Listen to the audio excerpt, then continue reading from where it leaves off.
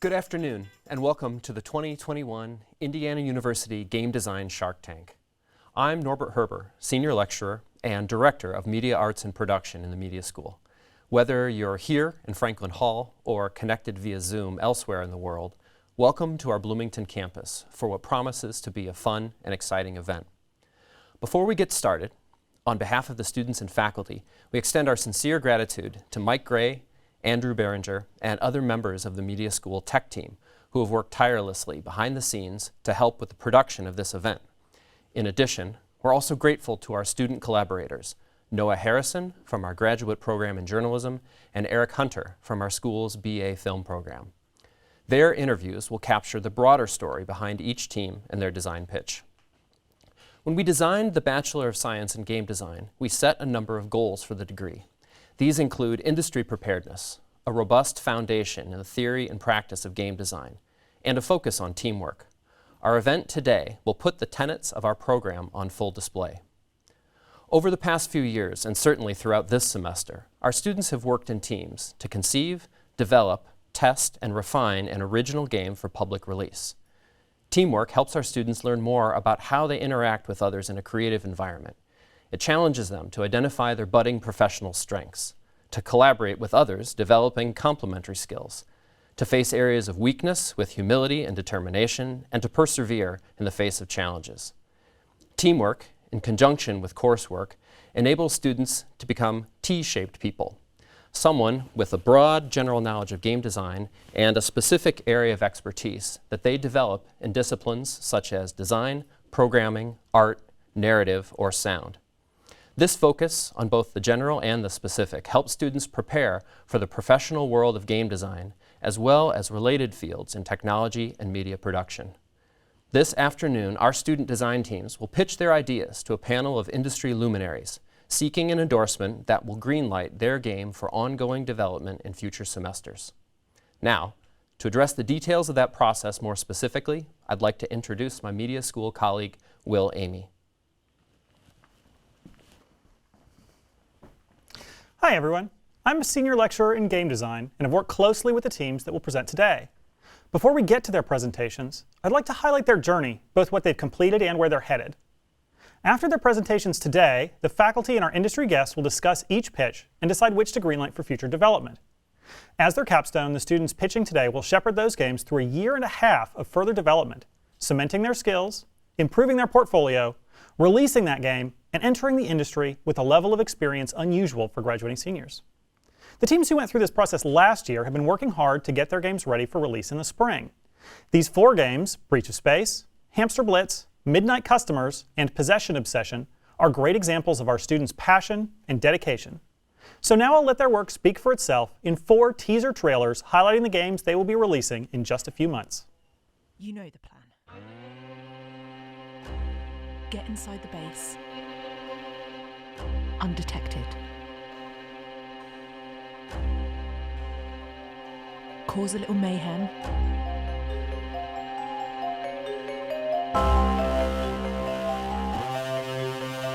Escape during the chaos. And most importantly,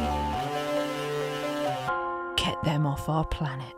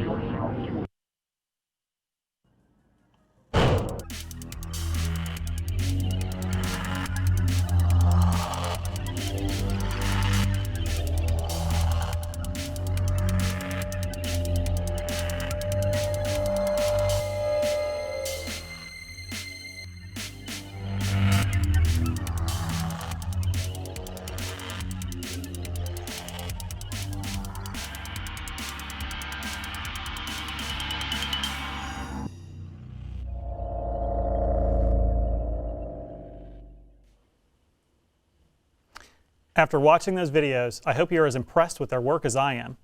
Now let's return to the students presenting today.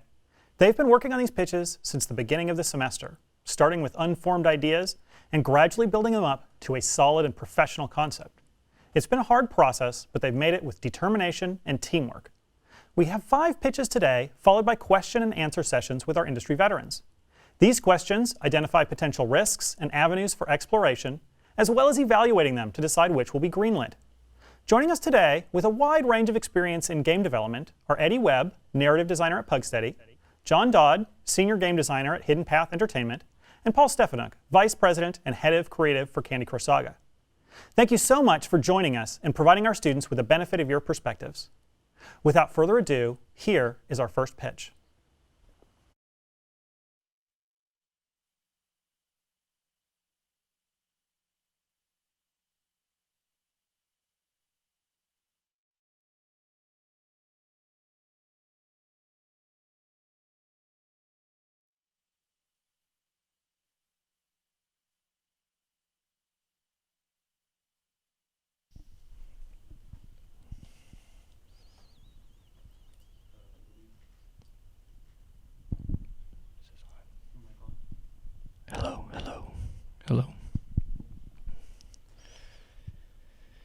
Hello. On behalf of myself and the rest of our team, I would like to present The Littlest Witch Shop, Newtown. In this shop management game, hire unique crew members to cultivate your greenhouse, hunt fantastical creatures, and craft potions to fulfill customer orders. Earn gold to upgrade your magic shop and impress the Witch's Council. Now, within our game, we want to immerse players into our fantasy world, one full of witches, fantastical creatures, enchanted areas, and what it could look like to be a witch opening a shop in this type of setting. Here at the bottom, we have a few concept locations that would be in our world. Now, within this game, we are targeting players who enjoy a fantasy or strategy experience, being someone else, somewhere else, as well as those who enjoy thinking ahead and making decisions to better their progression in game.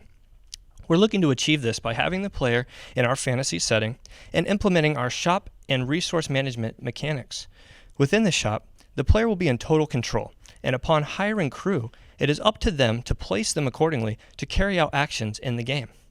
We expect players to expand their shop to meet their own interests. Now, what will this game actually look like? This is the map of the player's shop and what it may look like on the first day.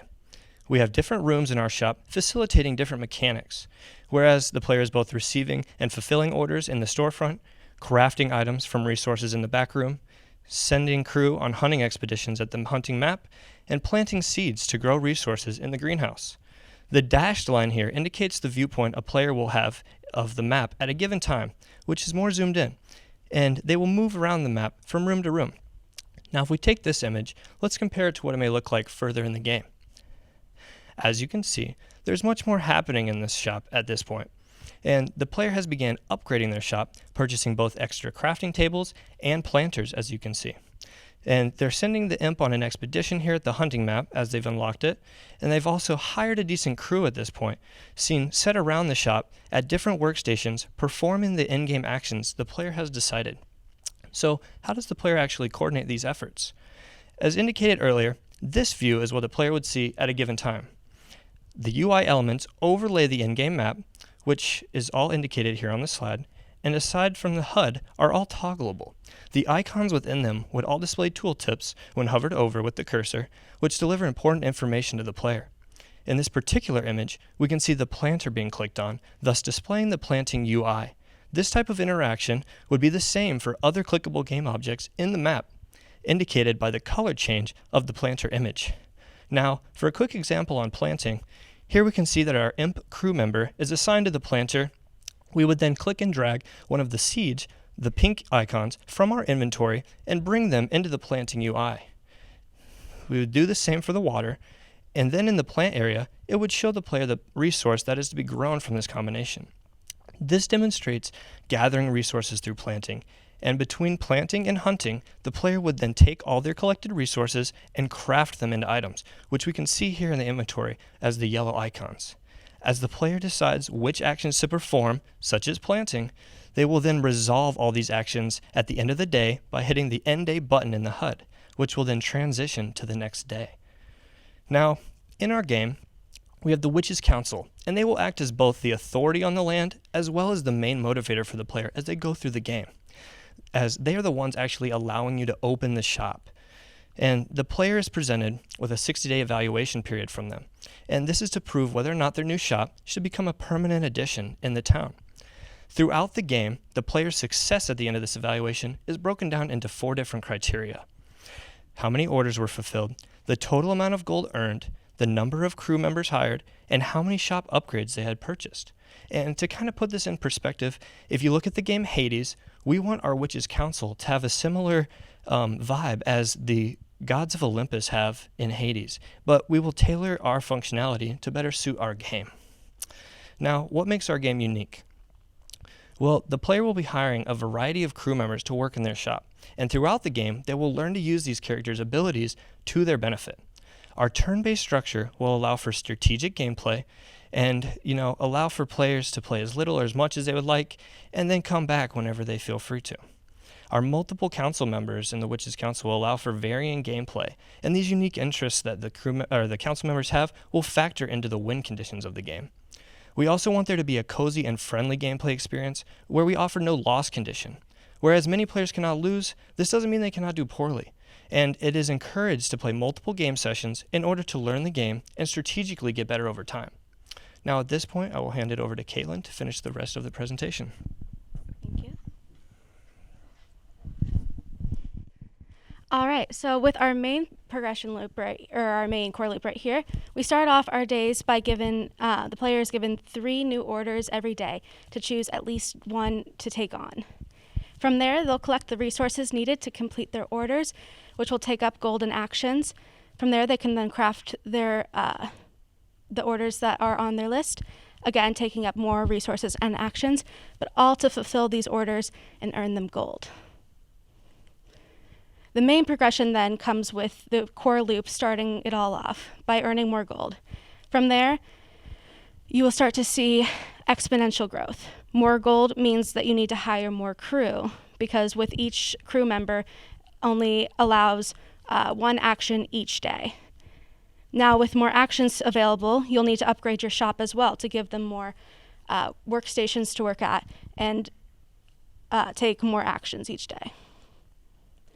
The main goals for our player then, in the early game, is all about collecting, whether that be collecting orders, collecting resources, whatnot. The long-term strategic goals then are all about expansion. Expanding your shop, expanding your crew, and the final late game goals are centered around the emotions that you carry, wanting to impress these Witch Council members and have an amazing shop. Now back to the council members that we talked about before. Each one has an individual personality with special interests as indicated by each of these boxes. They will report back to the head witch, who will make the final decision based off of how they individually evaluate you. They might show up at random events to give you encouragement to the player or helpful tips if you need it, as well as higher ratings with particular stats with different witches might also allow them to give you gifts. Now, our game is similar to many, but takes the best elements from them. With Stardew Valley, you see things like the progression over time, with starting off with a small and amateur shop and expanding it into a much larger production. With Diner Dash, it's the game feel of running a small business. In Potion Craft, you see the resource collection and management, and it even has similarities to board games such as Stone Age with their functionality of worker placement. Our game tone for the art is to have a color palette that has lots of earth tones, greens, and warm tones. Our overarching style inspiration is Art Nouveau, like you see in the bottom corner. You see that in the UI elements with traditional digital art, as well as in the world environment of pixel art. Everything we do for our style is for the purpose of conveying this woodsy and naturalistic theme, as well as having an enchanting and whimsical experience for the player. The music then should have a similar tone, as its background music shouldn't be too distracting and not overwhelming, but still engaging for your players. We're most inspired by Celtic music, often seen in fantasy, the simplicity of songs like Fairy Fountain from Legend of Zelda, and the emotional and waltzy elements of Howl's Moving Castle's main theme. Our production timeline currently is that we have 3 playable days of content, which is about 5 to 7 minutes at this time.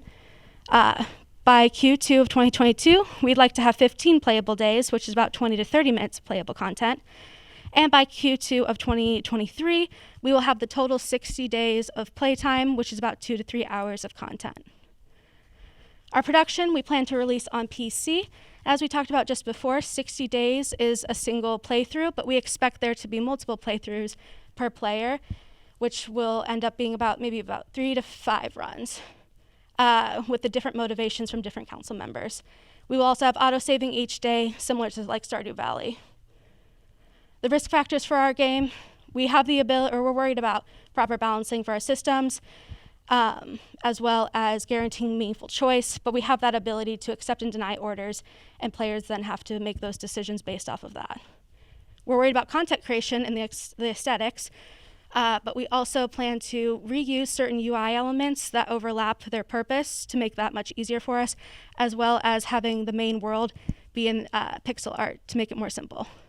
Then we also want to have that replayability. But as we've talked about before, we have the various council members who should give variety to plays. From the crew members of the Littlest Witch Shop, thank you.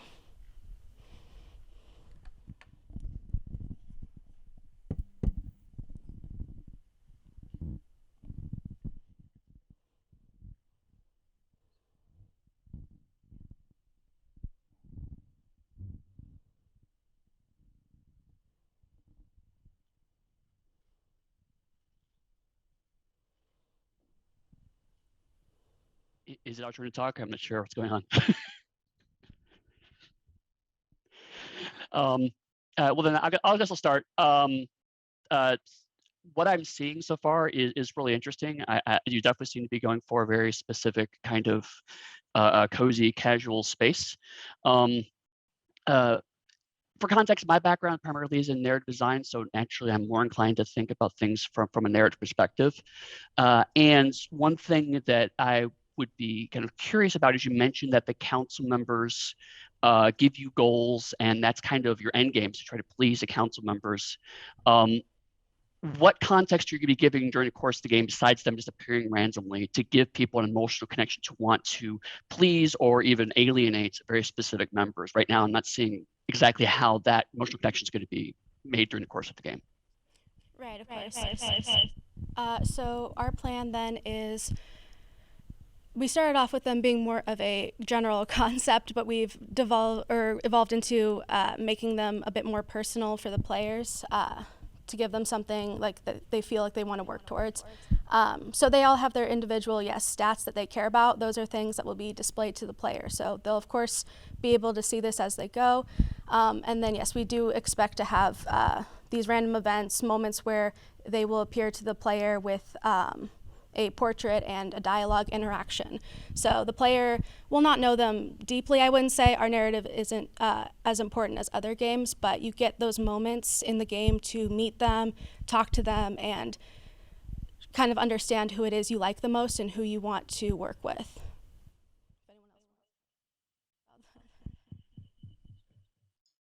I guess to kind of play off that, my main question was, what kind of conflicts, what kind of friction is the player going to be facing to achieve these goals? Such as the shortage of a certain resource, or you've angered one of the council members. So for that, different orders will have different items on them, of course. Some might be harder, some might be easier, and you're forced to accept at least one. Although as you go, you're going to want to be accepting more and more, because again, that's something one of the council members likes, is that you aren't just taking the bare minimum, you're taking as many as you can. Though similar to like a young Etsy seller online, you kind of get stuck in this position. If you accept something, you have to see it through. And if you don't, again, that's something that affects ratings with customer satisfaction. If you're not able to complete these orders in the time that they're given, that then starts to affect those stats as well. And each of them have then a say in your end goal or your end score at the very end. And then when it comes to just completing various orders that you've taken on, different workers that you hire have different abilities, some that you might want for one thing, and they might also have something though that could help you with another task that you're trying to accomplish. And deciding how you use them can sometimes be a conflict of interest for you as you're trying to manage all these different orders due at different days. Again. So I think you did an excellent job of describing the core mechanical loop of the game. I feel like I can really picture it in my head, and I kind of know what this game is about. And so that's really well done. I think in getting to that in a hurry, you did lose me a little bit on the sort of the why, sort of the bigger why, like why do I care about actually achieving a better goal? And the answers to that why that came through it were mostly expressed in mechanical terms, like, do the thing because the thing, which is good. I mean, you have a robust core loop, but I think you didn't anchor it very well. And I like, why do I care? I hate to ask such a broad question, but I don't know why I care. Like, why is this witch doing this? And who are these people? And then I share the other concern of like, I don't know where the pinch points are. So when I think about my systems design, like, are you expecting me to, and you've explained that a little bit, so I feel better now having heard the other questions, but I'm still not sure where the game is going to most challenge me and how that challenge will feed into your aspiration of me wanting to play it multiple times. Like, you need to be able, when you promise a game that's going to be replayable, I think you kind of need to formally say, this is why the game is different. So I think excellent job on the mechanical aspect, need to understand a little more at the higher level. So maybe that's a question you could field, or maybe it's something you have to think about, like what is it about this character, the situation, that's going to make me care? Do you want me to answer any of those, or are those just to consider and think about? I think that's a scary enough question that you don't have to answer it in the moment. I do think, though, you could answer in the moment. Like, what is it that you think that run 1 is going to be a little bit different than run 2? Like, what's the strong differentiator between the different runs? Is it the opinion of the witches, and they're going to give me the council, and they're going to give me different goals that get harder in some way? Or I don't know. I don't mean to lead you. You tell me what is the replay factor? I would say, it's the difference in who it is that you're trying to have the best score with. They each all have, the stats that you do for each of those qualifications, and it's kind of like a personal desire to do better in one or the other, I would say. If you see that, for order completion, you only got 30%, for some players, they're going to see that and think, well, I can do better the second time. I want to see what happens if I try to do better in this aspect, and maybe I won't try so hard with one of the other ones, or maybe I'll try to do my best at all 4 of them, see what happens then. Yeah, of course. Another thing that would fluctuate between runs would be the different characters' abilities, and players' resonance on understanding them and how to utilize them to their best ability. And it's one of those things where you may only see some on run 2 versus run 1, and then you would only be able to understand them after subsequent gameplay experiences.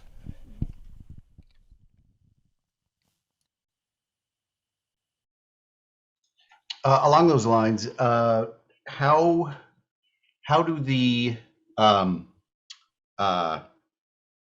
what do we call it? The workers, how are their abilities presented to the player? Is it stats? Is it output? What does the player see that indicates their crew's abilities? Talk to you about that. They're much more knowledgeable. Oh yeah. So upon generation of the crew members, the abilities will be randomly selected upon buying it, and then when it goes into your inventory, it gets assigned to the worker, which then goes through our tooltip system and will let you know there what exactly the ability does. But when you buy the crew member, of course, you want to know what exactly it does. So there is a little vague description on the buy card the card that you look at and you click buy on, there's a little vague description like, oh, it considerably raises your crop yield. But then you look and you click on the buy option and the tooltip says, oh, increase your crop yield by like 20% or something like that. You get a bit more of a specific idea of what the ability does.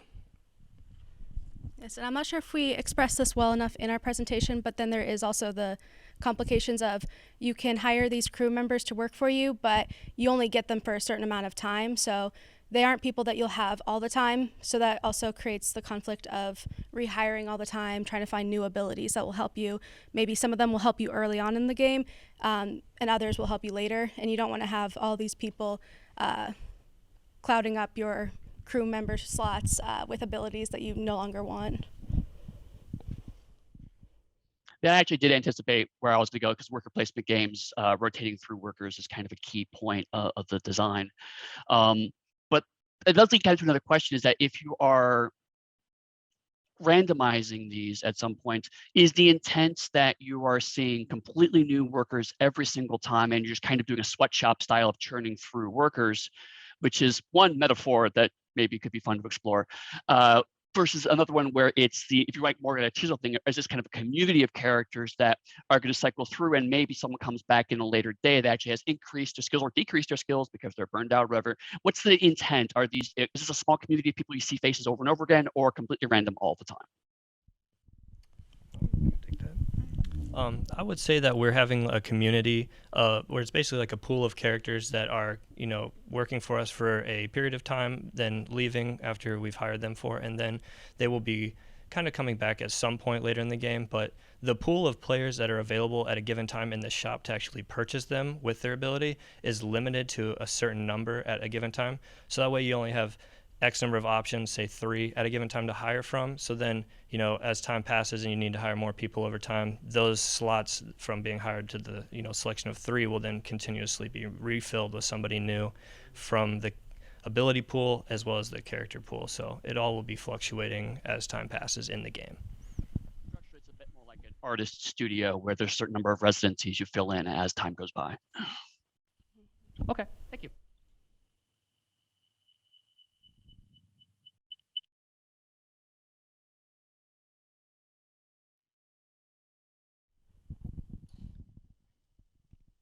We're checking on the thing real quick. Hold on. Sorry.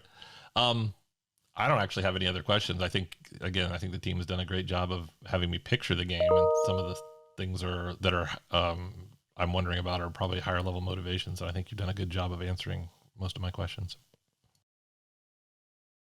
Same for me. I think that you clearly have a strong vision on this.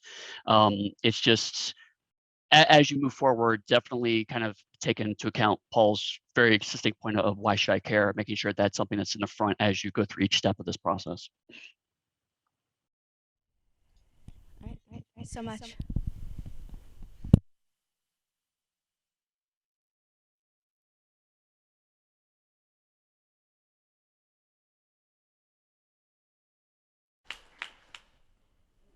That was a great first pitch. I'm here with the next group on deck. I understand the name of the game is AstroCal, yeah? Yeah, that's right. Awesome. I'm curious, guys. How are the nerves? How are we feeling? Yeah, I mean, we're feeling good. We've put a ton of work into this game this semester, and we're really confident with our design and really can't wait to share it with everyone. Beautiful, awesome. Jaeger, I gotta say, during the last pitch, I saw that they mentioned that there's Celtic music in the game, and I saw all of you exchange a mutual nod. So you're obviously very passionate about all things Celtic, and I'm really looking forward to see how that passion translates into your pitch. So good luck, guys. I can't wait to see what you got. Thank you. Absolutely.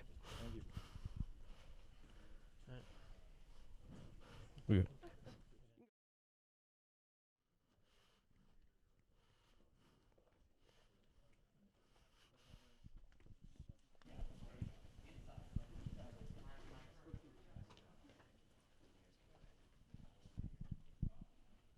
Come on over, Group 1.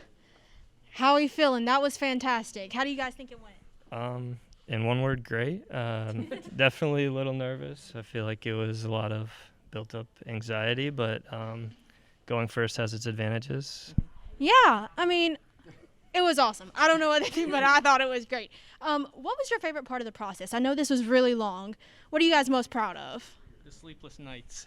The sleepless nights for me, honestly. As a programmer, I tend to live on sleepless nights, but it always makes me so happy when I get the thing actually done and I get to actually go to sleep, and it's just a nice little reward for me. So that's my favorite part of the process. Yeah, well, I'm sure you'll get tons of sleep tonight. No, not yet. All right, well, we're going to throw it back to them in the studio. You guys go take a break. You're done.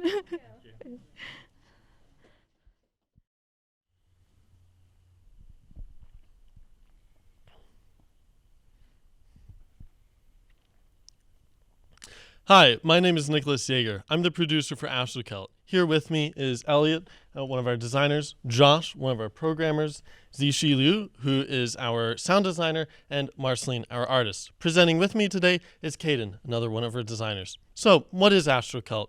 Well, in this game, you play as a druid, and you protect the sacred forest by creating constellations in this roguelite inspired by Celtic mythology. Now, let's break that down a little. So you're the last remaining druid at the tail end of the Celtic mythological period. You are protecting your people as they ascend through the sacred forest from ravenous invaders, and you do this by connecting constellations to power up your altar and attack these enemies. And as with any roguelite, when you lose, you get to resurrect stronger to try again. This is the constellation map, the core of our game. My goal here is to draw a constellation. In the center of the screen is our orange node star. All constellation loops start and end here. The white stars are simple stars. They give constellations value when connected. The color stars are action stars, the primary tool that gives a constellation effect. I must connect to one of them to complete a constellation loop. Here, I connect to the white value stars and a red attack star, which turns my constellation into a damaged constellation. Looking at this at a higher level, here is one whole turn. These maps are procedurally generated every time, but the action stars present are determined by the player in their loadouts. And you can see on the right are the enemies that we are fighting. This introduces our day and night cycle, where during the night, the player connects constellations in the sky, and during the day, the enemies take their actions, attack, defend, or their special ability. You can see here, 2 of them are going to attack and 1 will defend. So then when the player comes back to a new night, they have a new star map. As well, constellations, the bigger they are, the more stars included, the more powerful they are. So you want to draw the biggest possible, but this is where the strategy comes in because there are constraints. Constellation loops can only have so many stars in them to start until you upgrade them over time. As well, they cannot overlap and they cannot cross obstacles like the asteroid barriers that you see here. Right now, this is just placeholder art, but we have other art incoming. To break that down a little more, action stars, they're the primary tool or component of our game. There are a wide variety, and we have all the regular ones you'd expect from a strategy game like attack, shield, and heal, as well as getting a little more complex with stun stars. And also, stars can be combined in one loop to create a synergy. For example, an attack and shield star can be combined for a new effect. As well, we have special abilities. These are used once per battle, and they are unlocked using the player's permanent progression system.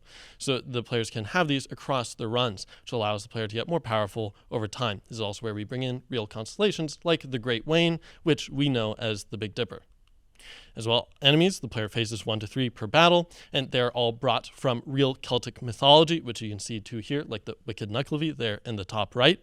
And as mentioned before, they indicate their next action. Their special abilities provide a unique challenge every time.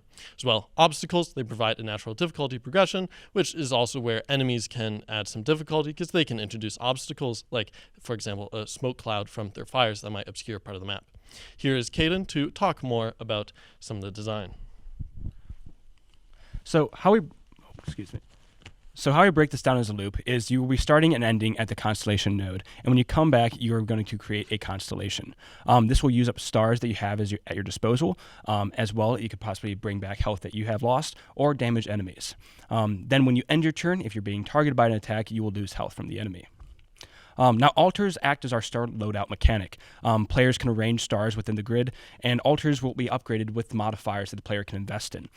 Then you can, with those upgrades, you can tailor it to different playstyles. For example, one player may like to build just a few large constellations with devastating effects, but another may like a more versatile approach with smaller constellation but varying effects. To gain stars, we kind of treat it like cards, which they choose from after each battle that they succeed in. Star cards will vary in the size they take up in the altar and the effects that they have. And cards, again, will work with the modifiers to create different playstyle synergies. As well, an altar might just have a natural damage bonus, so the player will want to load that altar with attack stars. Now, the general progression loop for our player is when they defeat a level, they will gain 2 of our core resources. The first, more common, cosmic energy, and then the more rare talismans. These can then be invested in upgrades, such as cosmic energy can be invested in temporary stats like health, and then talismans can be invested in those permanent abilities Jaeger mentioned. Now, this is our overworld. It adds another layer of strategy to the game. The skulls here represent enemies, which are how the player selects their next battle. Each battle, the enemy icons moves one spot closer towards the central tree along their given path. When the central tree is reached, the enemy will begin to damage it, and if the central tree reaches 0 health, it is a hard loss condition for the player. The player is going to have to consider certain trade-offs as well. Some enemies might provide more cosmic energy or talismans, such as the golden one that is shining currently. Some might be harder and be bosses, like the red icon there. And then some might have more obstacles when creating constellations in the battle, such as the weather icon above the one in the center there. And then in the top right, you can see our upgrade panel, where the player can use that cosmic energy to buy those temporary upgrades, and then the talismans to buy their permanent upgrades as well. Now, as a genre, we first decided as a roguelike deck builder. See, as you die, you get to start again with only some persistent upgrades, and we see our altars kind of like decks, and then we see ourselves also as a turn-based strategy where the player must decide how they're going to take on enemies and strategize how they build their constellations. Some similar game experiences, we are inspired a lot by the combat of Slay the Spire, but our core mechanic being very different and similar to Puzzle Quest, while it's simple in a connected dot sort of fashion, it's what we layer on top of it that makes it truly unique. Some unique selling points that we have for our game is the ancient world inspired by real Celtic mythology, our connect the dots mechanic represented in our constellations, and then treating altars as decks that the player can switch between constellation maps. Now, we haven't seen many games delve into it like we're trying to do, as well as bring them all together in a unique fashion. The game world fiction itself, we really want to immerse the player in a mythological end period right after the Book of Invasions, which is the real source of Celtic mythology, as well as facing iconic enemies from Celtic mythology and folklore. To make sure that we're representing the Celtic culture, we've been in contact with a folklore professor who's been giving us constant feedback. We're constantly referencing those source texts, such as the Book of Invasions, and then we also have our Irish roots through Marceline, who comes from a Celtic cultural background and has brought in a lot of personal insight. And now back to Jaeger. So the visual style for our game, we're looking at digital inking, primarily done in Photoshop, with simple cartoon outlines, and then more detailed painterly texturing with a paper overlay to give it an old feel. As well, we're doing bone-based animation, so that it'll be easier for us to create many expressive animations. And pictured here is one of our big bosses, as well as some reference art that Marceline has been using. Here is a mood piece that Marceline created, which shows to you the level of detail we'll have in our art, as well as conveys the mysterious tone that we'll have. Our audio style, we're going for a fantasy theme like that of Ori, but instead of a grand epic orchestra, we want the more intimate chamber orchestra feel of a game like Outer Wilds. We also want to make sure we include traditional elements in our music from Celtic culture, such as harp, mandolin, and flute. For schedule and scope, right now, as shown earlier, we have a level with 3 star types and 1 enemy. We want to have a few more battles for the end of next semester with a few more enemies and a few more stars so that players can really start to tailor their experience. And for our final release, we want to have around 15 battles or about an hour per run, with probably taking around dozens of runs since it'll be very difficult at the start. The risks, of course, with any strategy game, balancing difficulty, we don't want to turn away inexperienced players while still leaving complexity for more advanced players. We're working with that by anyone can beat this game as long as they play it long enough because of the permanent upgrades that they'll get. As well, replayability and content. Since it's a roguelite, people will be playing it over and over, and we want to make sure that stays fresh. We're working on that by introducing lots of procedural generation, but then procedural generation is technically difficult to implement. As well, of course, we want to make sure that we respect Celtic culture in everything that we're doing. Thank you so much for listening to our presentation. We're really excited about our game, and we hope you support it. Time for questions.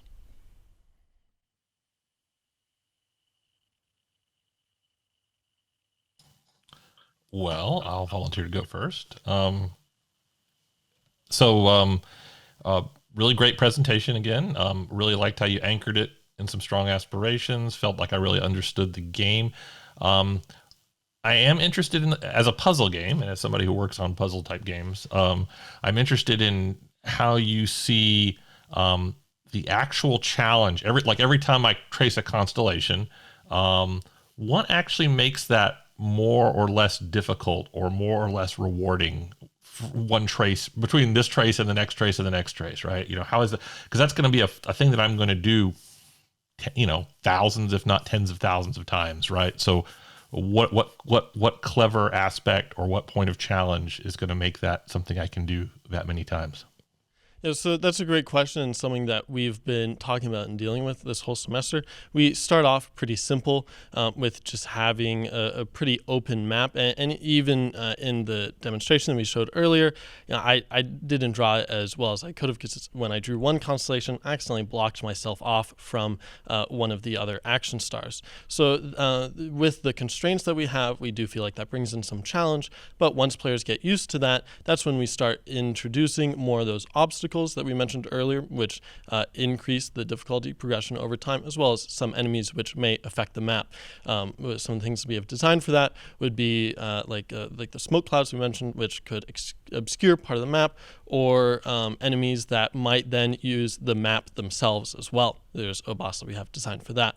But what we're also looking at is players will be able to tailor their play styles via their altars. So if one player really wants to make sure that they have like big constellations, then they'll have to set that up and then execute that in the map.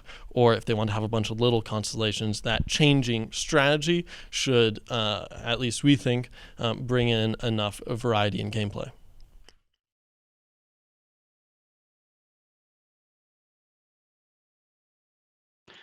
I will say I really dig the theme of the game. You clearly have a strong vision for what you can do, and I appreciate the fact that you're very clear about the fact you're trying to be respectful of the material, because traditionally we have not been culturally very sensitive to Irish and Celtic mythology. So I'm glad that you're making that extra step, because man, we have sucked at it in the past.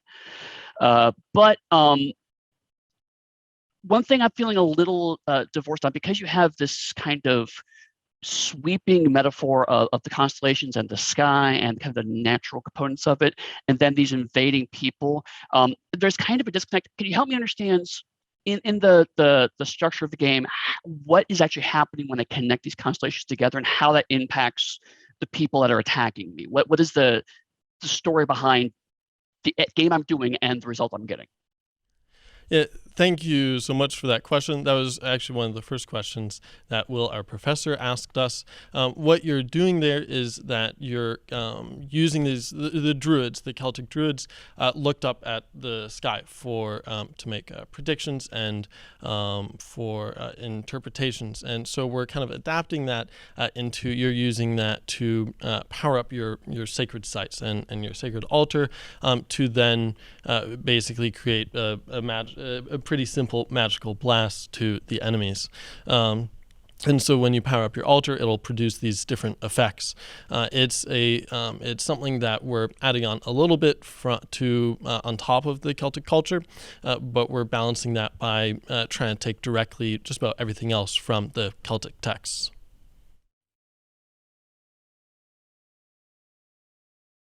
Doesn't answer your question. I can provide some more detail as well. I think that covers it really well. the other piece, which your video or your graphic kind of convey, but I don't know if you actually explicitly spelled out. It seems like this is also a little bit of a territory control game, that once you make a constellation, you can't go back and use any of those stars again, or can you actually retouch those stars in different constellations? Yeah, so it is a bit of a territory control game. You can't touch those stars again. All the stars are one use, and you're really blocking yourself off from other parts of the map. So you have to be careful about how you draw your constellations. But then we work with that by having kind of like that day and night cycle. So the next site you have, or the next night, I mean, you have a totally new star map that you can build your new constellation on. So just to clarify, because I assumed this, but I didn't know it officially. So I'm really the limited resource, to get all designery on you, is the map of the stars, and I literally play a connect the dots game that challenges me through a blocking mechanism, right, to actually get the constellations that I want. So I guess there's a maximum potential of I'm just going to say damage, but maximum potential of damage represented by that constellation, and I'm trying to suss it out each time, right? So does that mean does that mean that the constellation, the pattern of the stars, is essentially more or less the same each night, so I could basically repeat that, or what will cause me to draw different constellations night after night? I guess that's what I'm getting at.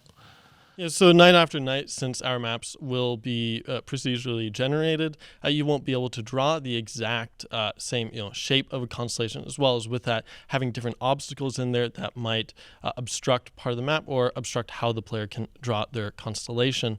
And so that's kind of why it'll change at nighttime. But then the other part of that that's big for us are the altars. So that's where the player kind of decides what kind of star maps that they want to have. So if you make one altar to focus on having big, powerful constellations, then in the turn that you use that altar, you'll have you'll be drawing the single biggest constellation you can. But then in your other altar, if you have, say, like a bonus for every constellation you draw, then you'll try and have a bunch of little stars and then try and draw a bunch of little constellations. So that's kind of how we're fixing that issue of drawing the same one every time.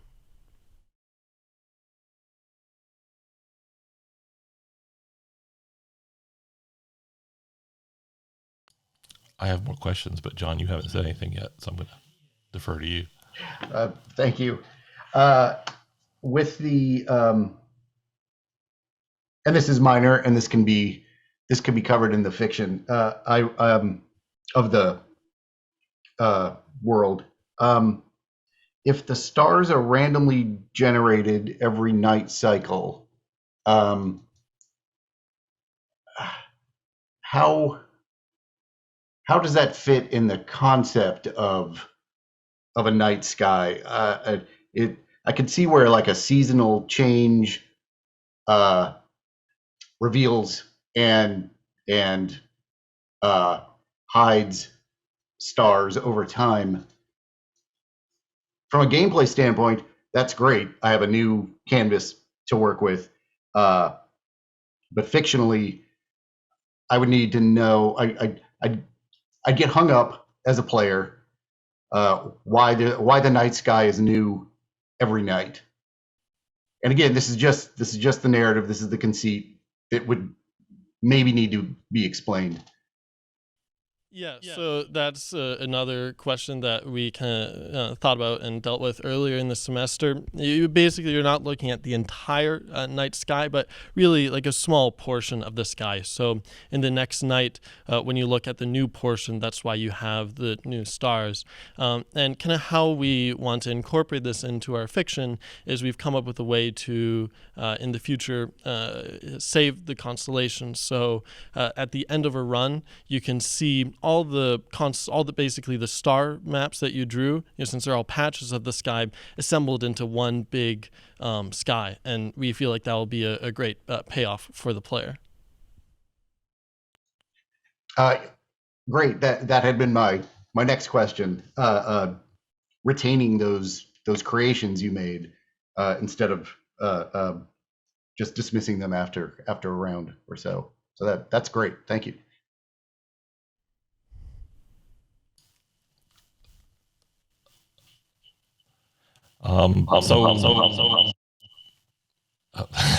Echo. You sounds like you have some pretty big ambitions around the presentation of the game, which I really like the aspiration there. Of particular interest is the audio. You were very specific about your approach there. Where are you going to get the audio? Do you have what resources are you leveraging, or will you be authoring your own music, or I don't know? Just tell me more about the audio. Yeah, so we'll be creating our own music. Zixi Liu will be composing the music. He is a composition double major with the Jacobs School of Music, and so he just joined our team fairly recently, a few weeks ago, and so we've been doing a lot of research on Celtic music, listening to as much as we can, both kind of modern adaptations of it, but then as well trying to find older types of Celtic music, and we're incorporating that into our new theme. So he'll be composing it and then using a sound service like Cubase or Reason to then bring in digital instruments to then create that music. We'll especially with that, we'll be going for different types, like a main theme and then ambient music, and kind of fitting all the components together. Then for the sound design, Zixi and I will be working on the sound effects. Something that we really want to focus on there is taking Foley, which mostly for our prototype just been taking it from freesound.org, but finding Foley or real recordings of like sound from nature. So one of the sound effects I used was just like a tree branch snapping, and so then using those sound effects to adapt, or using those sounds to adapt them into sound effects in the context of the game. And so that's kind of how we're getting across that natural kind of feeling of the forest. Yeah, and honestly, that's great, because I was going to suggest natural Foley, because it's, first of all, Foley's kind of a lost art these days, but particularly that natural thing does kind of come across in audio, and I think we'll sell that better. So I don't have any more questions, but I did want to just kind of reiterate, again, I think this is a strong concept. I feel your name is doing you a lot of damage, because when I first heard the name of this game, I was expecting a space game of some kind, and I completely did not get that. So you may want to rethink about something that's a little closer to that Irish or Celtic mythology vibe you're going for. But the Astro prefix really it has a very certain kind of weight and connotation in pop culture that I feel is going to confuse people when you actually put this out to market. And if people look at that game and then see its screenshots, they don't match up, they're probably going to click away from that Steam page before they even read it or look at your video. So really think about how you want to name and frame that game. Strongly agree with Eddie saying there. I thought we were going to do Druids in Space. So totally agree with that. And also no further questions. Really well presented. Thanks for sharing it. Yeah, and thank you for that note on the name. We kind of committed the cardinal sin of using our internal demo name and then running out of time to come up with a new one at the very end, and kind of just went, oh well. And so went with a compromise name, but that's definitely one of the things we'll be looking at next semester in terms of looking at our overall brand of the game to renew. So we agree completely as well. My advice is to never put the word test in a game asset, because it's going to end up in there. Any more questions? Great, thank you so much. We really appreciate your questions, and we're excited to hopefully continue making this game. Thank you.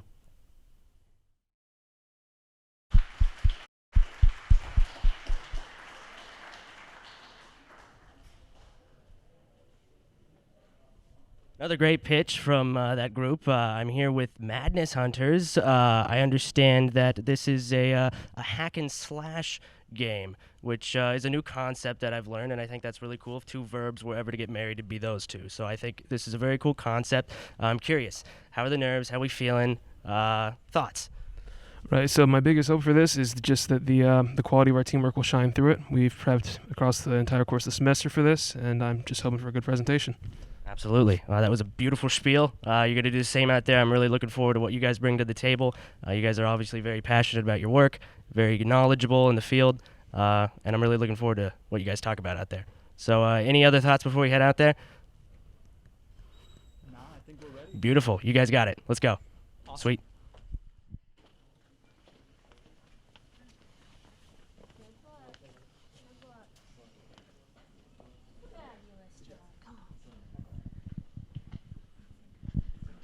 Come on, Team AstroKelt. Another fabulous job by you guys. You really did kill it. How are we feeling? Well, we're feeling good. I mean, we honestly, it couldn't have gone better. We're super happy with how it went, and it seemed like the Sharks liked it. So hopefully we get to continue making it. I agree, and I must ask, so you talked about a lot about the Celtic culture. What's the coolest thing that you discovered? Oh, this is it. Let's go. I absolutely love the Knuckle of V. It is this Celtic monster horse kind of thing, and it has the torso of a man on the back of a horse with no skin, and it breathes like this plague gas. And it's basically the spirit of winter that comes out of the ocean. And it's super cool, and it was super fun to design, and it's going to be so fun to animate. That sounds awesome. Okay, I don't know much about what you just said, but that sounds great. So you guys are done. I'm sure you're relieved. Go take a break. You guys deserve it. Great job. Great job. And we're just about ready for our next group, so we're going to throw it back into the studio.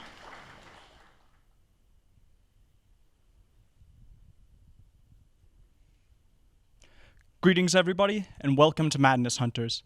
My name is Riley Halloran, and I'm joined today with JQ Park, Ben Cantrell, and Nick Manis. So, in this 2D hook and slash, your allies are your weapons. Instead of attacking directly, use a supernatural hook and chain to pull and fling your companions at or through enemies in order to steal the enemy's dark power. So, in this example, the player spawns into a room. The player and their companions are the humanoid characters, and the enemies are the one-eyed monsters in the middle. Now, the allies of the player character are the humanoids with health bars. The allies take damage. When their health reaches 0, they die, and they become unusable until you defeat the area boss. The player character cannot take damage and does not have any health. But what they can do is move their allies around. So in stage 2, the player character repositions themselves to the bottom left of the map. They then press the button associated with the ally. The ally changes color, gets highlighted, and starts moving in a straight line towards the player character, running into enemies in the process. This then deals damage to those enemies, killing them in the process, and then in stage 4, the ally arrives in front of the player character. Now, we have a little video demonstration for you.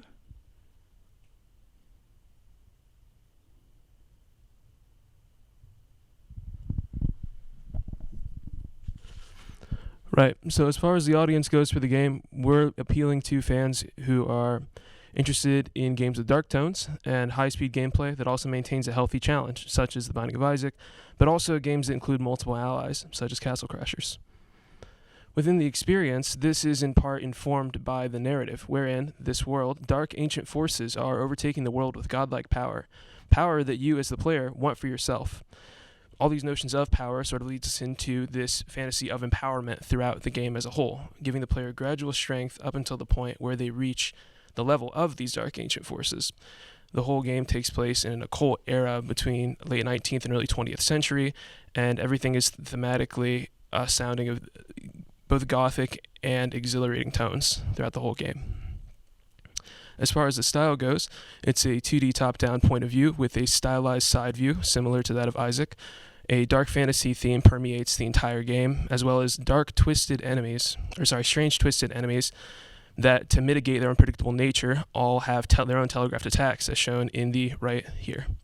As far as the soundtrack goes, we're aiming for a fusion of orchestral and rock notes, as, for example, our most recent work has both organ and cello, as well as a modern electric guitar and drums in it.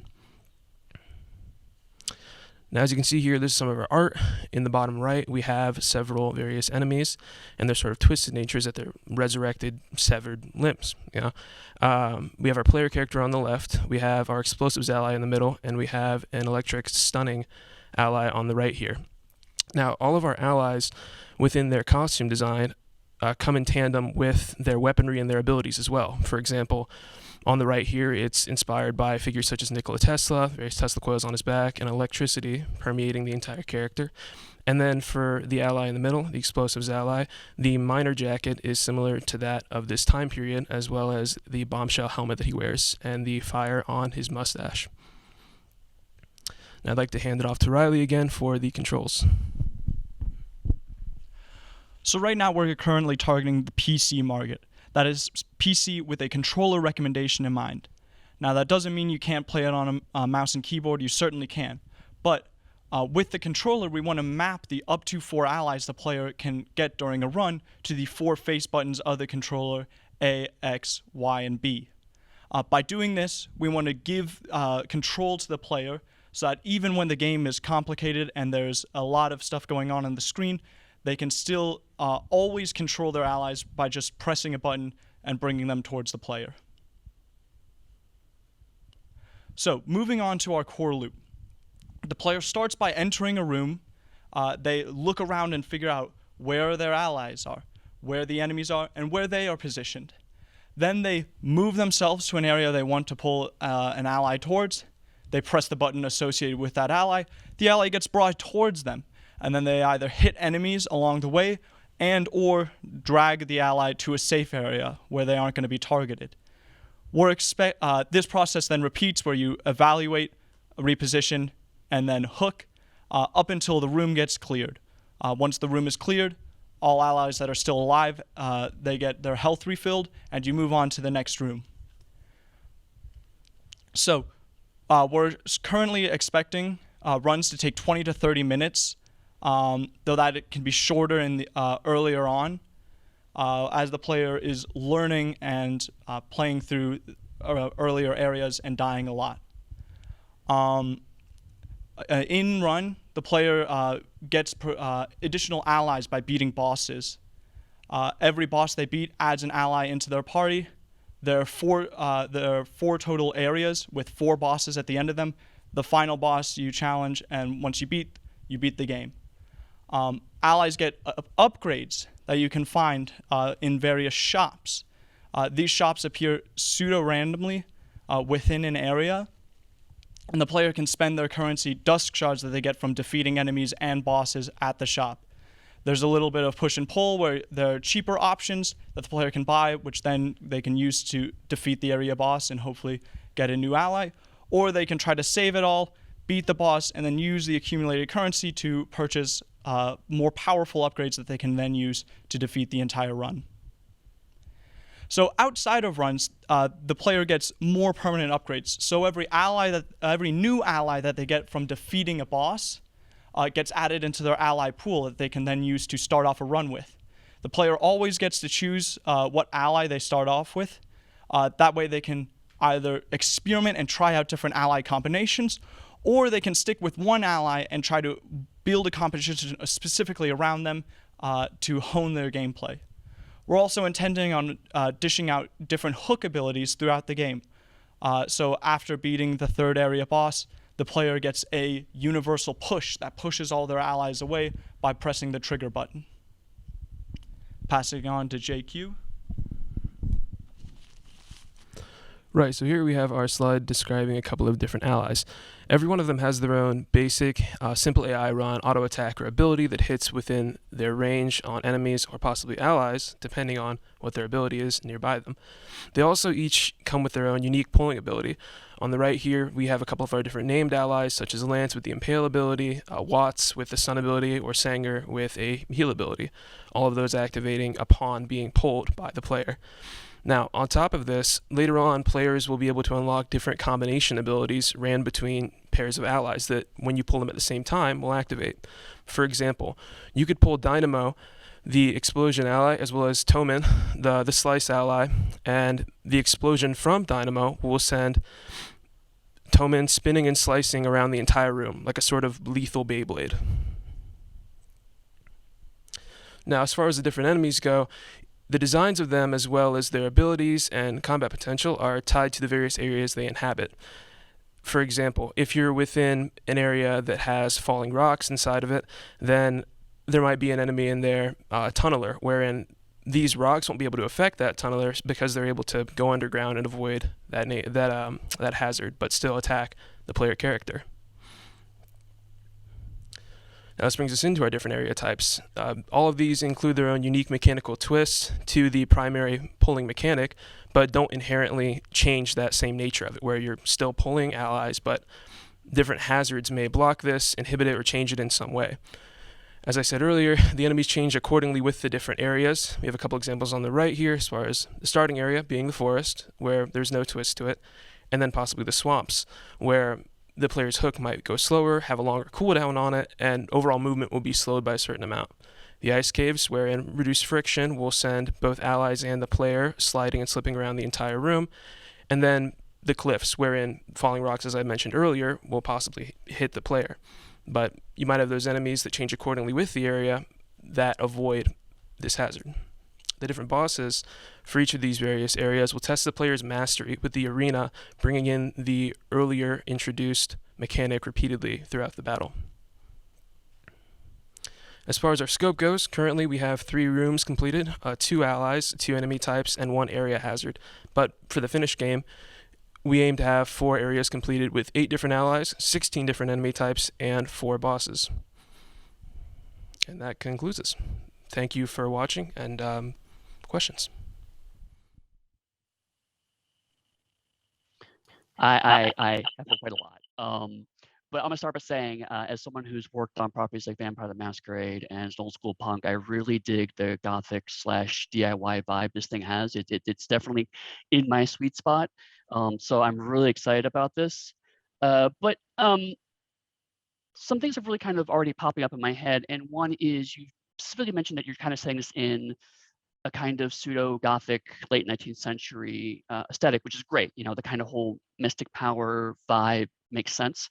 You also mentioned Tesla as being like a character for it. So I'm trying to get a sense of, from a meta level, what kind of aesthetic you're actually going for. Are you trying to hit that spot of technology and electricity is still scary to the average person, and that is what's causing these distortions? Or are these just mystic demons that have been twisted by this dark power? I'm trying to figure out where exactly you're landing on the science and occult spectrum.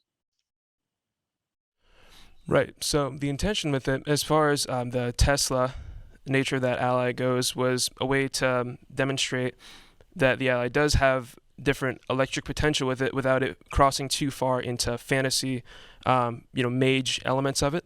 As far as the occult dark nature of it goes, with those Gothic undertones, a lot of inspiration we drew from early 20th century around different Lovecraftian elements. That's where I think the intention for the different enemy types and their motivations and designs come from.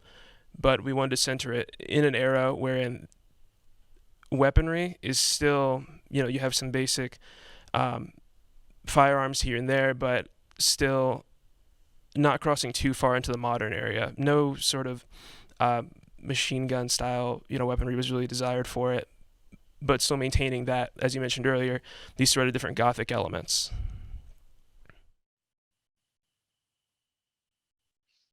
Okay. Go ahead, Paul.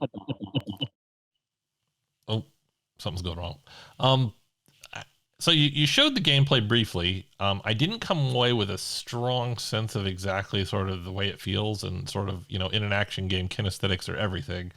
So maybe you could spend a little time describing, because your collateral wasn't very strong on this particular point. So maybe you could tell me what the combat feels like, and like how fast is it? Like, like what's if you know what I mean, what's the combat problem that I'm constantly solving?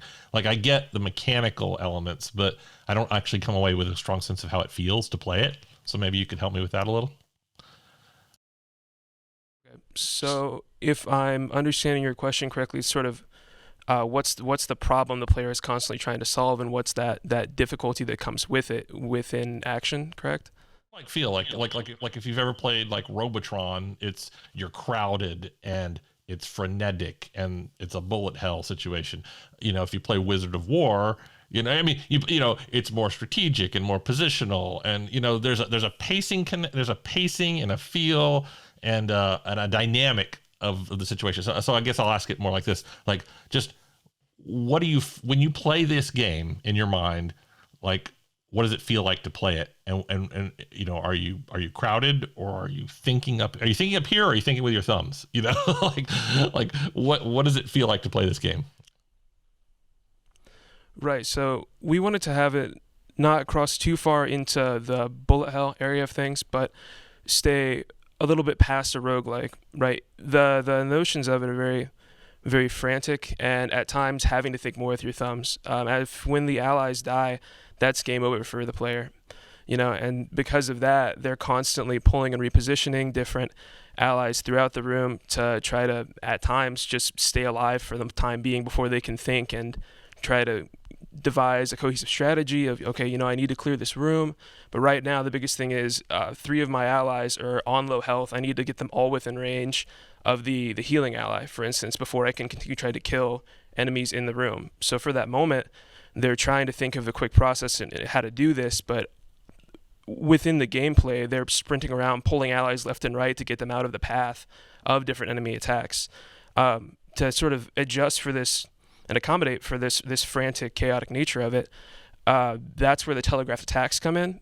You know, possibly just something as simple as lines on the ground that wind up, or an animation for an enemy right before they begin a larger attack that will give the player a little bit of time to think and say, okay, I need to pull them this way, but not directly downwards, because it's going to send them straight through the line of attack. So I need to pull them diagonally here. They have to reposition, pull that ally, possibly pull others out of the way of the same attack or different attacks from enemies throughout the room.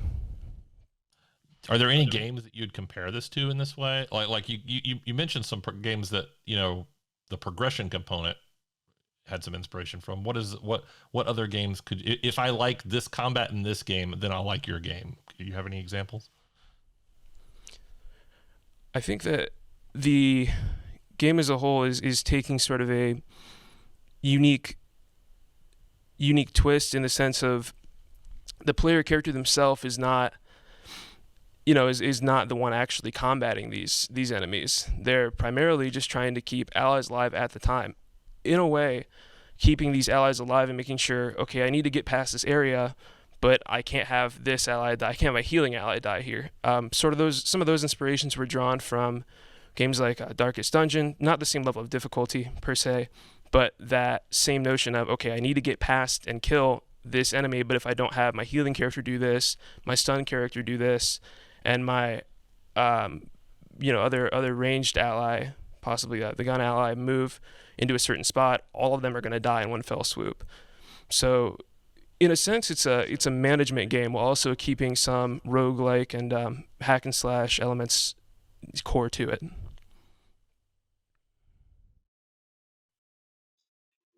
I think I'm starting to get a grasp on the gameplay here.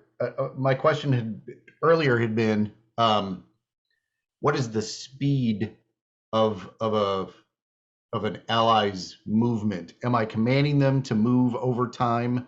And is an ally's speed another attribute? Are they? Is the action of me hooking them and bringing them to me, is that just an instantaneous thing and they wipe out anything in their path? Or is this movement over time that also includes the enemies maybe gravitating to the, I guess that's another question. Are the enemies moving as well? Or are they just obstacles between the player and the ally? Right, so to answer both of those, enemies are moving throughout the room. They're not stationary, but allies typically are outside of their range for their auto attack that they do, while not being hooked by the player. But the pull and all that is happening instantaneously and not over time. The speed that the ally is being pulled at is still a factor that's varying as we're moving through development, but enemies also do not necessarily die in one hit from the different attacks. In the example, they were to show a cohesive notion of what this combat looks like and how the player will bring their allies back to them. But in the finished game, both allies and enemies are going to have higher health, and the rooms are going to take a bit longer than that example would have.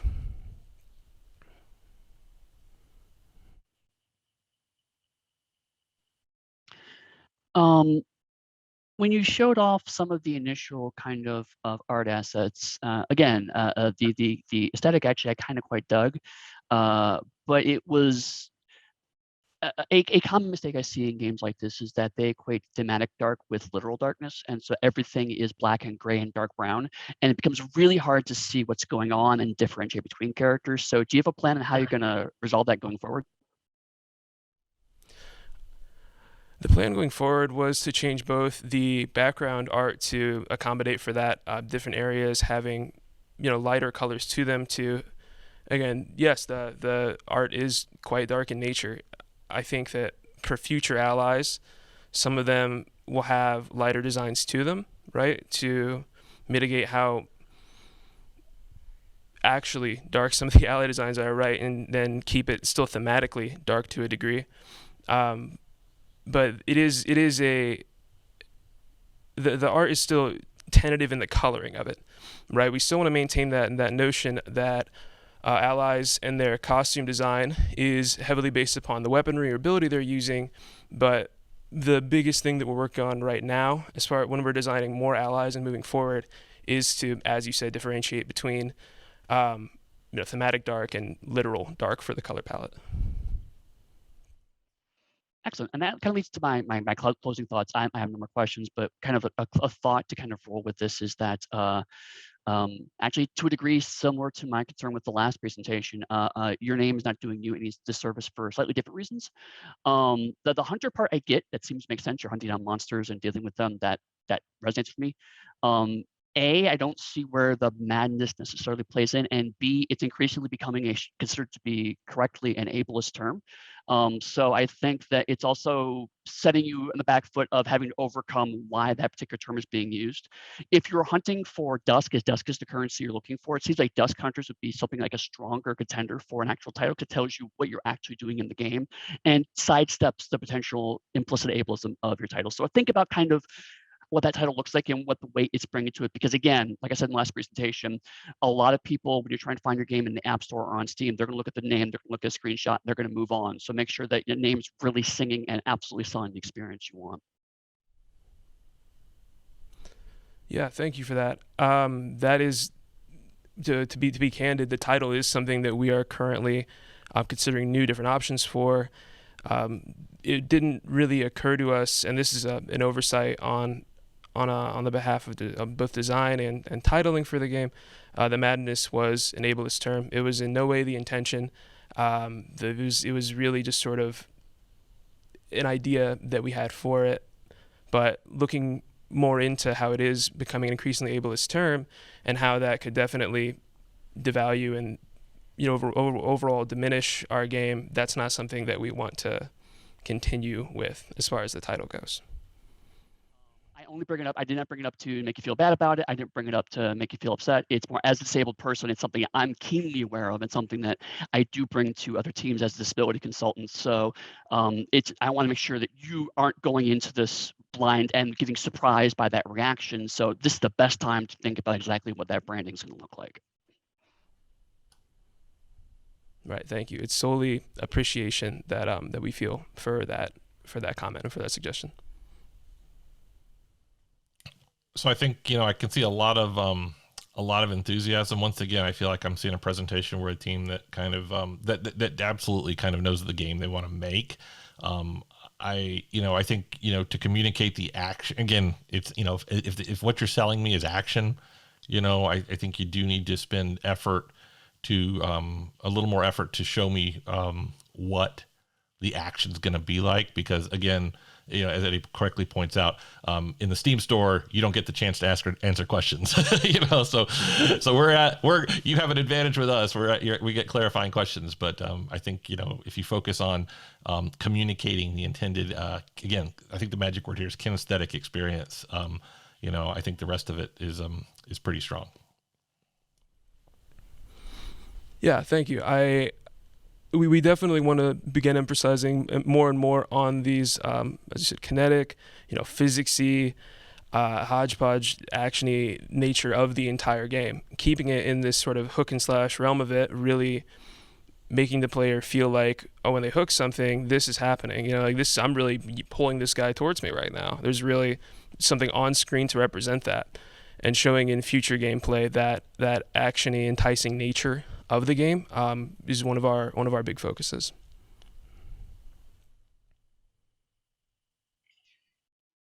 I just wanted to say, the direction you're taking the character designs is really cool. I thought that was maybe the strongest part of the presentation. Those characters, the ally characters, look very compelling.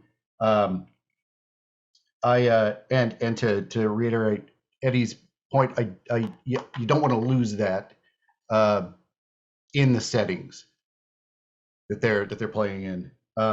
So basically exploring a way to make them stand out and make them read as your allies. Like at a glance, if this is frenetic gameplay, you want to know what you're looking at and recognize it pretty quick. I think that those characters look really cool, and I would love to see the other allies. I did have a gameplay question about the allies. Is there a limit to the number of allies during a session, during a round? Right, yeah. So we had mentioned that briefly earlier, but to put a little bit more expose on it, the maximum amount of allies a player will have within one run will be 4, seeing as they're going to be mapped to the A, B, X, and Y buttons, triangle, circle, square, X, you know, depending on whatever controller you're using, 4 buttons on the keyboard. But the main thing is that they can only at a maximum within one run have those 4 allies.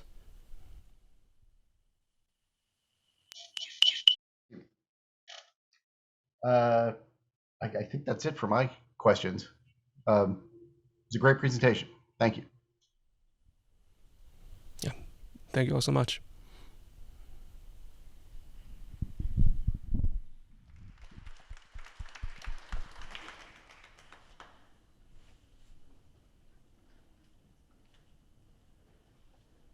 I hope you've enjoyed our presentations so far. We're going to be taking a short 15-minute break, after which we will continue with our next presentations. But first, Noah is going to interview our last group, Madness Hunters. Thank you. Thank you, Will. And just as a reminder, these are undergraduate students who have spent the entire semester working on these projects. So we're more than proud of them. They're doing an amazing job. And here comes our next group, Madness Hunters. Fantastic job, guys. How relieved are you that it's over? Pretty relieved. A lot of anxiety around this. I threw up in the bathroom earlier over it, but Oh, no. I'm glad that we're done with it. Yeah, I'm glad you are too. And what element of this game are you most proud of? I think both the character designs as well as the sort of uniqueness of this almost anti-hack and slash nature of the game is something that we're very passionate about and want to continue keeping as a core element moving forward. Absolutely. Fantastic pitch, guys. You may go rest. And we'll be back in just a minute. Thank you guys for tuning in, and we'll see you after the break.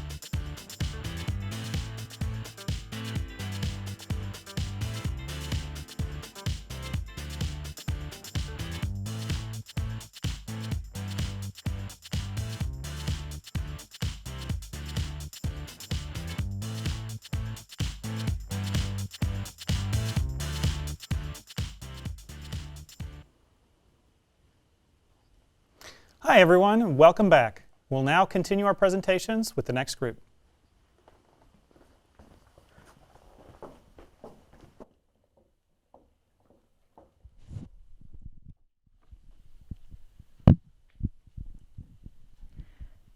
Hello. Today, my team will be presenting our game Shepherd. Our team consists of myself, Emma, Christian, Grayson, Ricardo, Alicia, and Josh. In our game, a shepherd must move their sheep herd to market, but to do so, they must cross a formidable desert while keeping the herd together and ensuring the sheep's survival. Our game is in a survival adventure genre. It is in a 3D environment, and it is in a zoomed-out third-person perspective. In this instance, zoomed out, we reference that we want the player to be able to see themselves and all the sheep at any given time.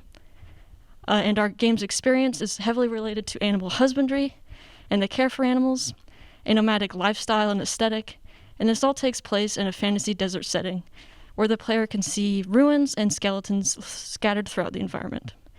Next, I'll talk about some unique selling points. So one of our main unique selling points is that the player is managing and leading a herd of livestock throughout the desert. And these sheep are all individualized, so they all look a bit different, or they look quite distinct from each other. And they all react differently to the player's neglect if that occurs. And it's important to note that there are only 7 individual sheep in the herd, so it's quite small. And our game is a desert survival game, which there are many survival games, but few that take place in a desert and address its unique concerns. Next, I'll talk a bit about the gameplay.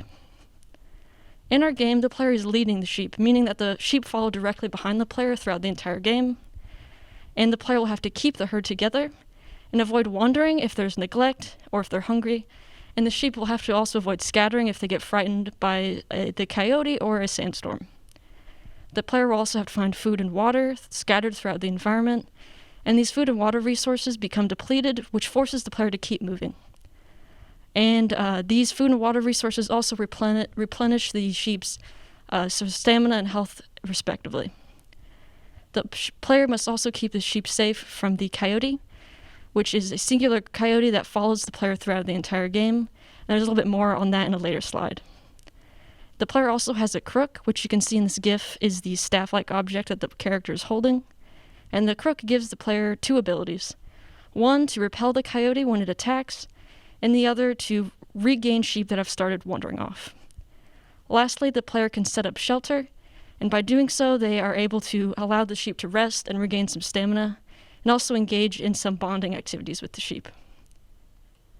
Next, I'll talk about some similar games. Probably the most similar game to ours is the Shelter series. These are the 2 GIFs that are pictured here. In these games, the player is concerned with the survival of the party that is following them, and they're all animals. And for our artistic inspiration, we look to Journey and Omno, specifically for their simplistic 3D desert environments that have robust lighting to have an atmospheric setting. And particularly for Journey, we really enjoy the emotional experience told through no dialogue that we would like to mimic in our own game. Next, Ricardo will talk about the sheep more specifically and the game's art style. All right, thank you. So onto the sheep, which is the main focus of our game.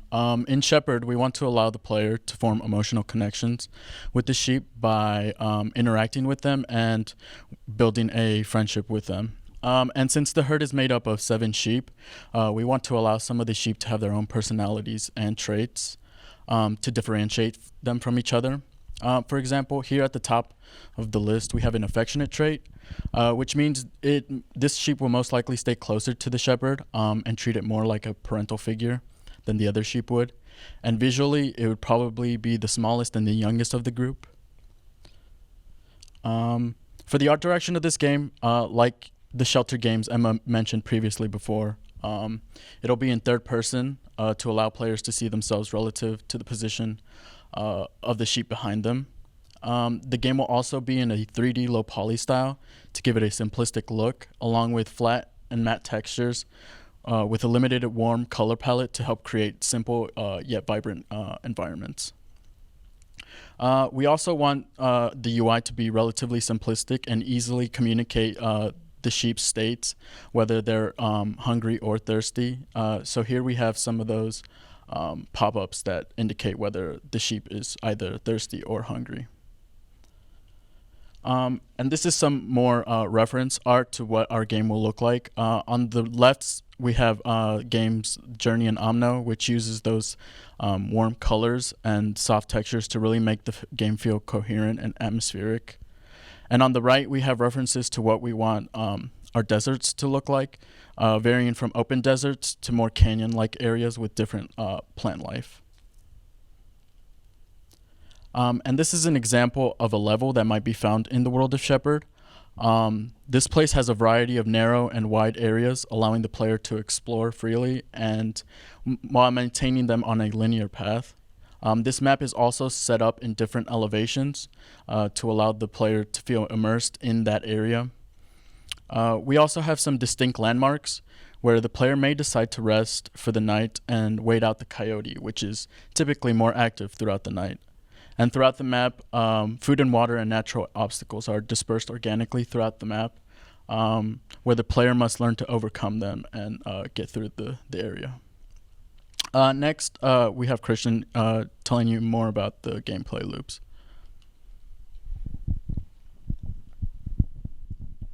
All right, so the player will start off the journey by traveling, and while traveling, you want to avoid all of the dangers that lurk and are around. Eventually, the player will want to find food and water to keep the sheep nice and healthy. Over time, the sheep, of course, will get hungry or thirsty, so you want to make sure to find that food and water to avoid exhaustion or even death.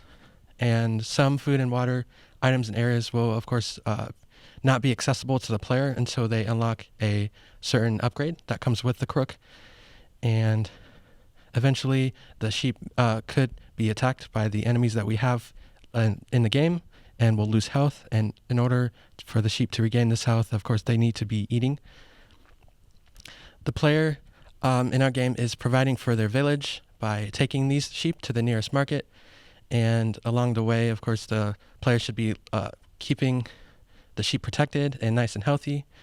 And this will keep the sheep satisfied and will increase their friendship and trust that they have in the player. In our game, we have one coyote that will appear at night, and it'll be following the player and the sheep throughout the entire journey. And over time, the coyote will become more aggressive towards the sheep. The player will also have a crook, which will have a ability they can use to repel the sheep, and this will be used limited. Thanks for listening. And do you have any questions? Yeah, so excellent presentation. Always enjoy sheet-based gameplay, so, I'm a fan. I guess I'm super interested in finding out, sort of the moment-to-moment sort of challenges. Like you listed some of the things that I'd encounter at kind of a macro level, like there's a coyote and stuff like that. But I don't actually fully understand like the moment-to-moment puzzle. Like, am I confronted with, let me back up. Can you explain to me, as through the eyes of the player, like what sort of decisions they have to make, like X versus I have to do this or this will happen. I have to do Y or Z will happen. Like tell me some of the decisions that I'll be making moment to moment. All right.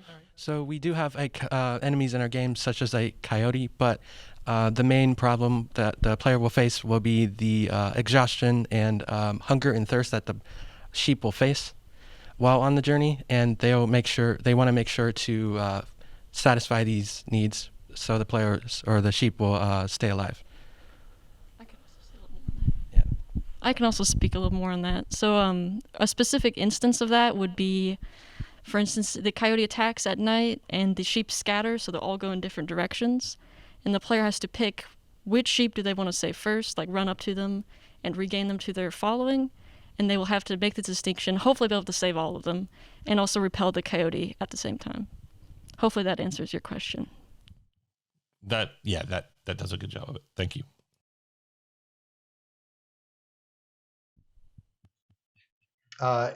In the spirit of showing my hand, I think I'm in love with this game.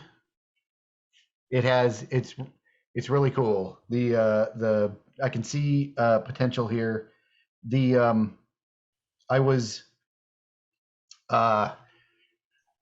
can see where it could go. I am curious about the difficulty ramp.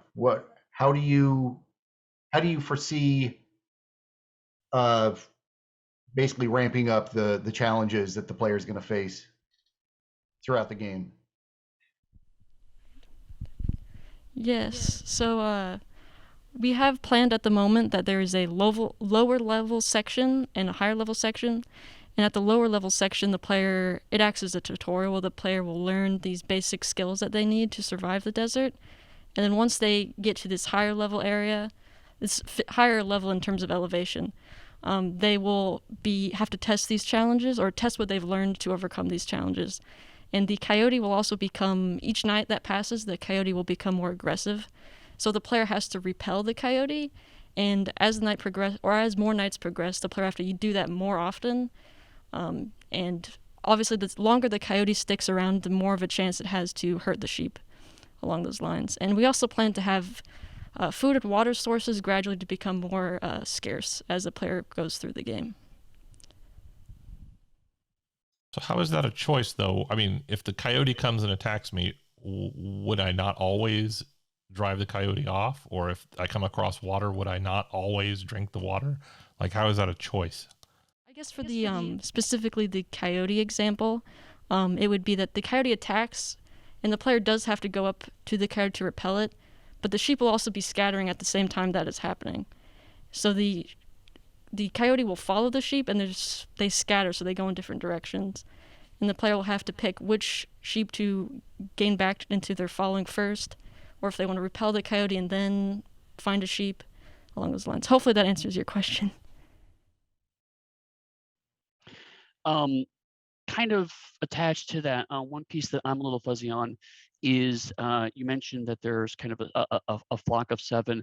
Is that the flock you get, and then if you lose sheep, you just have a smaller flock? Do you find more sheep through the course of gameplay? Or is this like is this a survival game in the sense of you try to keep as much of your community together, but eventually you will lose some, or is this kind of a rotating thing where you eventually build and expand your flock?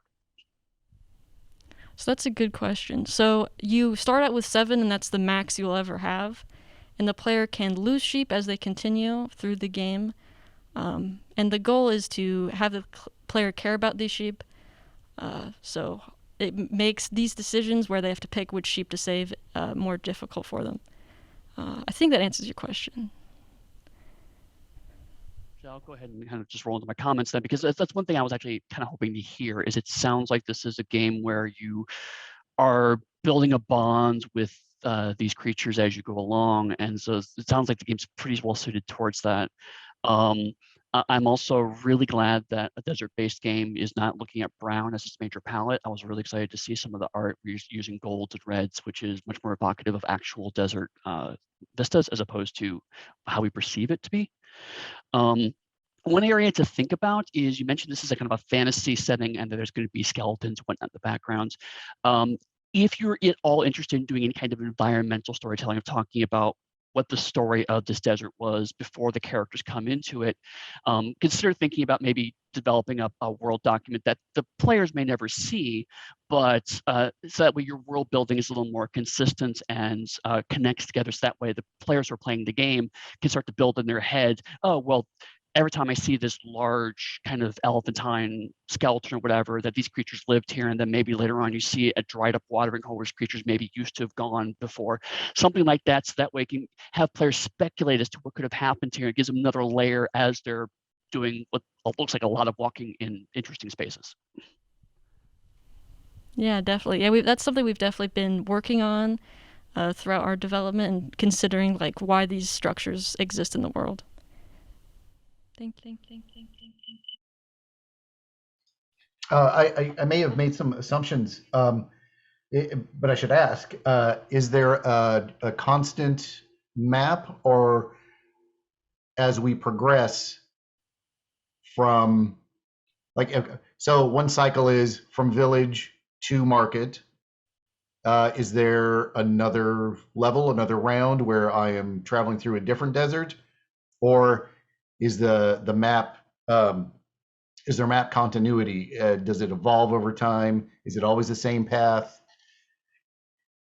Yeah, that's a good question. So at the moment, we have in our design that it's one singular map that the player has a start point and end point.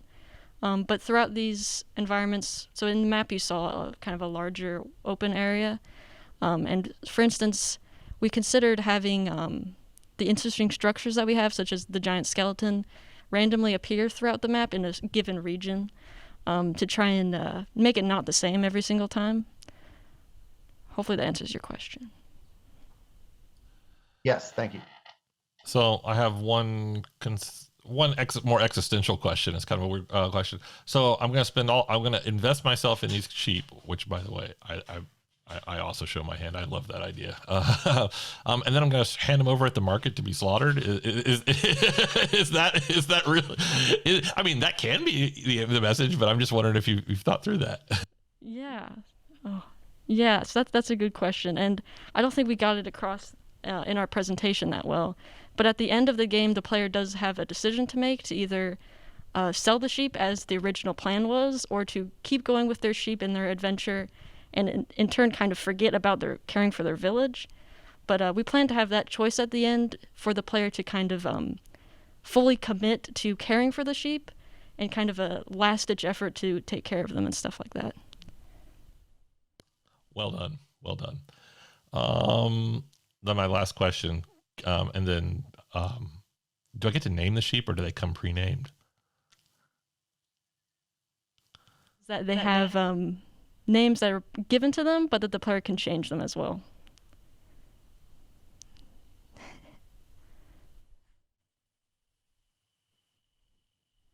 Yeah, I don't have anything else to add. I just wanted to remark that if you your last comment made me realize a potential point of concern was that right now the design is very heavily weighted towards you're probably going to care about the sheep. You start off with I'm here to save the village, and at the end you have to make that choice.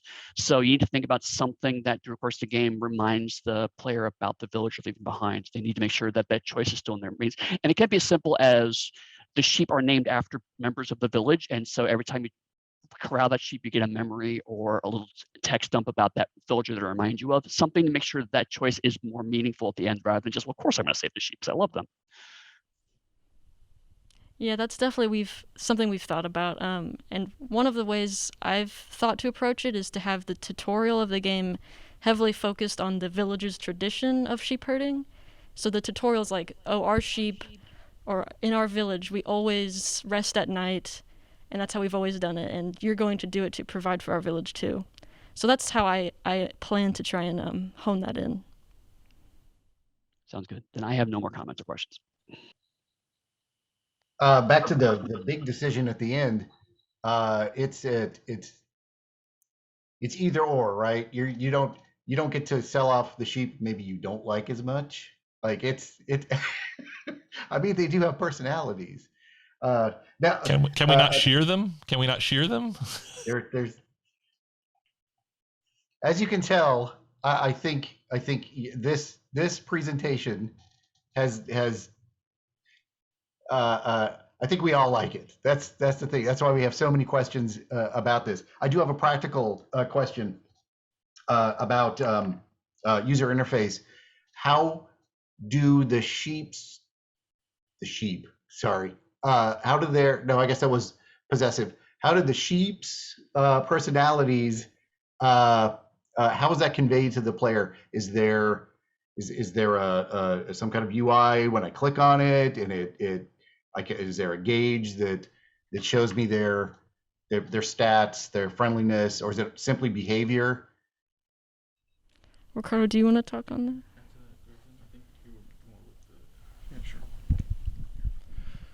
Hello. Okay, so the sheep are more behavioral in design. So, for instance, we have one sheep that likes to be really stubborn and will try to go about his own way of handling things. He'll walk off, leave the player has to come back and retrieve him, stuff like that. Yeah, I think that kind of answers that. Admirable answer. I just want to give you the advice that that's going to be a lot harder than you think it's going to be. I think so. Just be cautious. Most definitely. I can take that to mean, I guess, how do you convey something to think of? How do you convey thirst versus hunger versus exhaustion if everything is conveyed through animation or some other appearance? Actually, Ricky, would you like to answer that with your UI? I think it was more along the lines of so we want to keep this very minimalistic and not showing too much information like traditional UI. We did kind of want certain animations for the sheep to indicate whether they are on the verge of like dying or whether they're on the verge of like exhaustion. But I don't think I get your question of how that ties in with their personalities. Only in that without, so if sorry, if I think I'm going. Sorry. If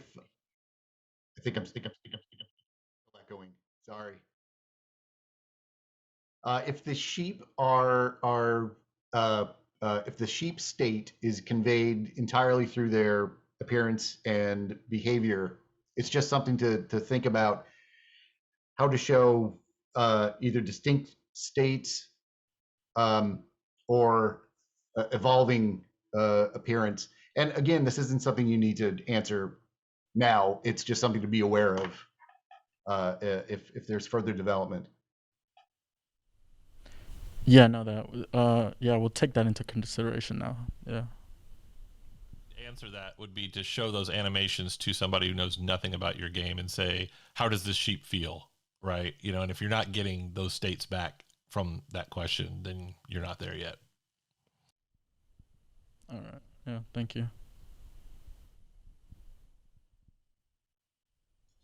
Now, this is a fantastic presentation, and all the questions are coming from a place of love, I think, because this has some potential, I think. Thank you.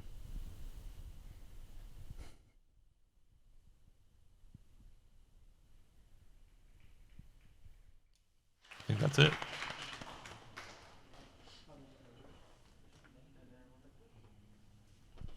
That was an awesome last pitch from that group. I love a good sheep game, and I also love a good mystery game. Funnily enough, our next group, group number 5, our final group of the day, I understand your game, Chronotical, is a narrative-based mystery game, and I'm curious the process behind building such an extensive world for a game, if you'd care to speak on that. Yeah, the process started with building. Okay, sorry. with coming up with the story first. It existed before I knew it was going to become a game, and it was designed, in a more straightforward one event than the next. But later, when I was looking at things that we could make into a game, I was like, this could become a non-linear story, and become like a huge mystery as you look at this time traveler who's traveling opposite in time from you. Absolutely. Do you have anything to say with that? Oh, it's just a video game is just the interactive nature of a video game makes it a very compelling way of telling a story. So when you have a story like this with an expansive world, a bunch of characters we want to endear a player to, it just becomes a great marrying of those two concepts. Well, you guys have obviously put a lot of thought into this, more thought than I've put into anything in my life. So that's very impressive. I can't wait to see what you guys have to say out there. I'm looking forward to hearing more on it. And good luck out there, guys. Thank you. Awesome.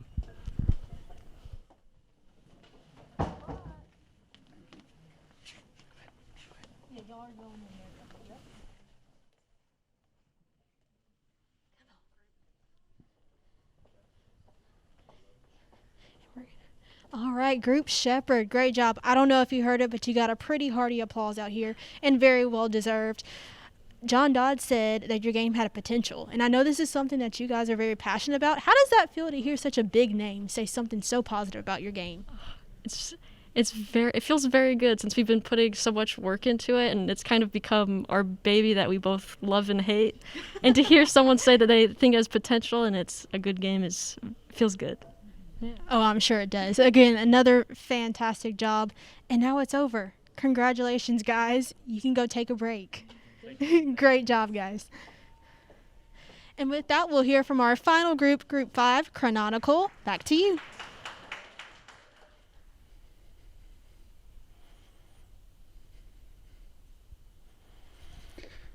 Hello, my name is Stephen Wren. I'm joined by Eris Meadows, who will also be presenting with myself, as well as Nathan Gretzer and Shannon Master.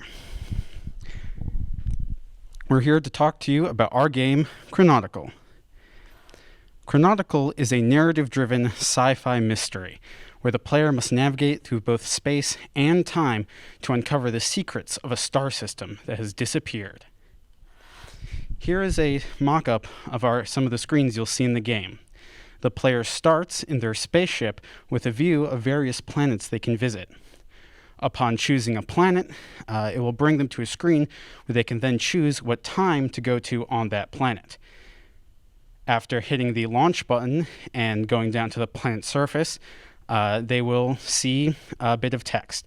Sometimes we'll only have some flavor text describing the state of the world, indicating that there isn't much for the player at that point. However, other times we'll have NPCs that the player can interact with. These NPCs will have dialogue that the player can progress through, choosing interaction options that branch as they go. Whether or not certain dialogue options appear can depend not only on where the player has been before, but also when the player has been before, and in some cases, items they might have in their inventory. Some similar games that we've been looking at are Professor Layton, which has time elements in a point-and-click adventure story, Her Story, and Oberdin that have non-linear narratives that you can do in whatever order you wish, Overboard, which has many solutions to the same problems, and Save the Date, where if you've played the game before and know what some of the options mean, you might be able to make faster routes through different things. Some of the unique selling points we have is we have a non-linear experience of a story, visuals that evolve through time in different places, and you can see them evolve, and time travel, which can often be really difficult to tell in stories. We split up here into two sides, story-wise and mechanical. As for stories, we are basing it off time loops. We have a fixed model. We have things called anchors, which are ports to land at, that keep a place in the present regardless of how local time might be different between two anchors, and the strings are paths to follow from port to port. It's globally akin to normal travel, just faster. With the mechanical side, you only have access to limited planets at once, with a radio-like slider that lets you tune in to available times locally within one planet at a time. Only some times will actually be important, but you have access to all the ones per planet. For the story, you are playing as a mechanic, and you've just traveled into space for the first time, and your ship has stalled in the middle of the very dangerous Nebula Wastes. You're rescued by a mysterious stranger and left with a strange time travel device and a name before he disappears. His name is Alistair, and he's rescued you, and he's looking for the lost star system of Atlantis, which vanished from time long ago. With your help, he might just find the lost pieces of the Great Machine and change time travel as the world knows it. He dies at the beginning of the game, saving you, and you do meet him again later. He's traveling in time directly opposite from you, and knows you from that, and while you don't yet know him, this story focuses on fate and predestination, how much control we can have if someone already has met us in the future, and fables, how stories can change through time and by people to become what they are. Expanding on the gameplay, the core loop is the player starts with a lead, with Alistair. The player travels through space and time looking for an answer to that lead. In doing so, they will find their answer, which will either lead to a new question or a piece of the Great Machine, or both. This will give the player new leads to follow, unlocking new plants or times, starting the cycle again. Getting a bit further into how the player progresses in the game, the information the player has will bring them to a certain number of times or planets. As the player learns more information, their journal, which is a diegetic menu in the game we will show you later, automatically fills out with notes as a guide in case the player gets stuck or forgets important information. Figuring out a story beat will reward a piece of the Great Machine. Doing so unlocks not only the capability to travel to new planets, but can also unlock larger swaths of time that the player can visit. Going to these new places and times will have new NPCs with new interactions and information that the player can learn. In the short term, the player has a variety of quests they could be following with many leads. They can range from fixing something that someone says has been broken a year ago to following a fable all the way to the past. Minute by minute, the player is looking for the next person to talk to and help with their current lead. In the medium term, the player is looking for Alistair again, as each meeting with him ends in some dramatic and mysterious fashion, where he gives you the next piece of information about the Great Machine. The player will learn that they need to assemble it again. So, as the player solves these Great Machine quests, all of the normal quests in that solar system, often 3 for 3 planets, will have to be resolved so the player can move on to the next system. In the long-term goal, everything relates back to the missing star system of Atlantis. Uncovering the grand mystery of what happened to it is the ultimate goal that the player is trying to achieve, as well as finding out what happened to Alistair. For an example of what one of these quests would look like, you might begin the quest with a problem. This mineral the colonies uses is running out, and we are updating the journal. You may go forward, learn about the mine, but not exactly where, still updating. Going backwards, you've now found the mine, but there's a problem with you're not able to access it. Moving to a different planet, in this case Alexandria, you might find this historian Lydia, who's then been researching this and is talking about something that could have fixed this problem. The player could have met her before, but in this case the player has met her after. Going back, you can use what you learned from this historian to then get just enough to finish your quest, going forward and resolving to make sure this colony is around when you need it. After solving the mine problem, the player's quest is crossed off, and either an ending entry or a leading entry is created, with a leading entry introducing a new question that leads to an ongoing quest, or a quest the player might not have seen yet in that limited 3-planet space.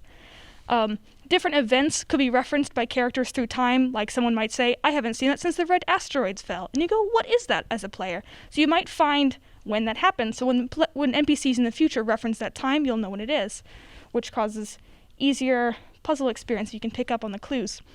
Many times won't have much, often just a general description, but if you have the knowledge of an event at that time or the knowledge of where the character needs to look, you can then unlock a different interaction point with something that previously had nothing. For our visual and audio style, our visuals will feature color palettes that focus on jewel tones and warm browns with painting style, and to tie in some steampunk-esque themes into a usually cool-toned sci-fi. Most of the assets will be created with photo bashing to decrease time spent, along with some AI-assisted processes. Our audio style will be orchestral music mixed with synths to create a haunting and soulful, echoey feel that is an antique feeling to the future world of space travel. Some of the concept art I made for this game, while not in the right art style to be used, gives a better idea of the visuals we have in mind. The city on the right, however, is in the correct style, and it was made using 30 individual AI-generated images, photobashed to create a coherent scene. We're using a variety of AI to speed up the process of creation and serve as a starting point for larger pieces. For example, changing a scene from day to night or aging a character. The target audience for our game are those who are interested in immersion and creativity. We're trying to create a very expansive world with a unique setting and lots of interesting characters, which will immerse the players. We're also looking for players who like discovery, as the non-linear nature of the story will allow them to forge their own path through the experience. For our schedule and scope, our MVP is 1 chapter of content, which we are defining as 3 quests across 3 planets, with 20 different times, only 10 of which have unique NPC dialogue. For our current semester, we have currently finished the tutorial chapter. By the end of the year, Q2, we plan on having 2 additional chapters of content done, and then by the end of the project as a whole, we want to have 6 chapters done, so roughly 18 planets by the end. We want to have a narrative designer, an artist, a systems designer, a programmer, and a sound designer. Our team currently consists of 2 programmers, a sound designer, and an artist. And next semester, we will also be getting both a writer and a narrative designer, the narrative designer who has, in the past, designed an interactive nonlinear experience. For expansion, we can always add more chapters and quests, and we can add more point-and-click elements, such as simple combining objects in the inventory and having hidden object puzzles. For risks, there's always asset generation. However, thanks to the AI art we're using, the time is cut down significantly. We already have hundreds of images we can draw from. The nonlinear narrative is also a risk, but thankfully, our narrative designer coming next semester should really help with that. We're aiming for the piece to release on PC, specifically to the Steam market, because we believe that the larger user base will make our game more visible. Thank you for listening to our presentation about Chronotical. We will take any questions you have. Oh boy, I have so many. First of all, this is really I'm a huge mystery fan, but also as a narrative designer, I'm really excited by the possibilities of this. But I'm already seeing some areas that could potentially be pitfalls, and particular with mystery games, you have to have constantly a delicate balance of making sure the player isn't overloaded by choice, but also making sure that they feel like they're figuring things out themselves. So, do you have a strong metric for when a clue is too handholdy versus too opaque? Yes. One thing that wasn't as clear is that you'll only have access to about 3 plants at a time, so we can bottleneck in and give, while still linear, still more limited space so you don't get too overwhelmed. When a clue is too handholdy, we'll start giving smaller hints, like maybe 3 hints beforehand, and then having an NPC more obviously say that, so that by the time, if the player's picked up on the hints first, then by the time the NPC says that, they'll be like, oh, I already knew that. But if the player might not pick up on the hints beforehand, by the time the NPC is like, yes, there used to be a mine, it's like, oh, all right, that's probably where I should go. And a player could, not use the journal while they're going, but if they get stuck or confused, it having references of like, here's all the people you've met, and here's where you've seen them, and here's the planets you've seen, will certainly help with that process. But it does run into the issue of becoming too handholdy, perhaps. And kind of shift gears a little bit, which steampunk joke, haha.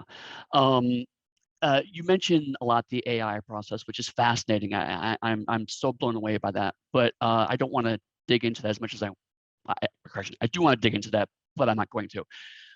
But how do you envision, what percentage of your art assets you think are going to be AI generated? How much are going to be human created? Because I want to see kind of if you're planning for having an appropriate amount of diversity on this in terms of just visual changes. Well, I really love the AI process, and I could talk about it all day, but what is really going on is we're not taking the AI-generated assets and then just putting them in the game. I'll be generating a lot of them and taking out pieces and then painting over them. So a lot of our assets created, probably up to like 75%, could be done with some small piece of AI process, but nothing will be directly from, generation to game. They'll go through me to like create them to suit the vision. So it is fair to say that every piece will be touched by a human at some point. Yes. So sorry. Thank you.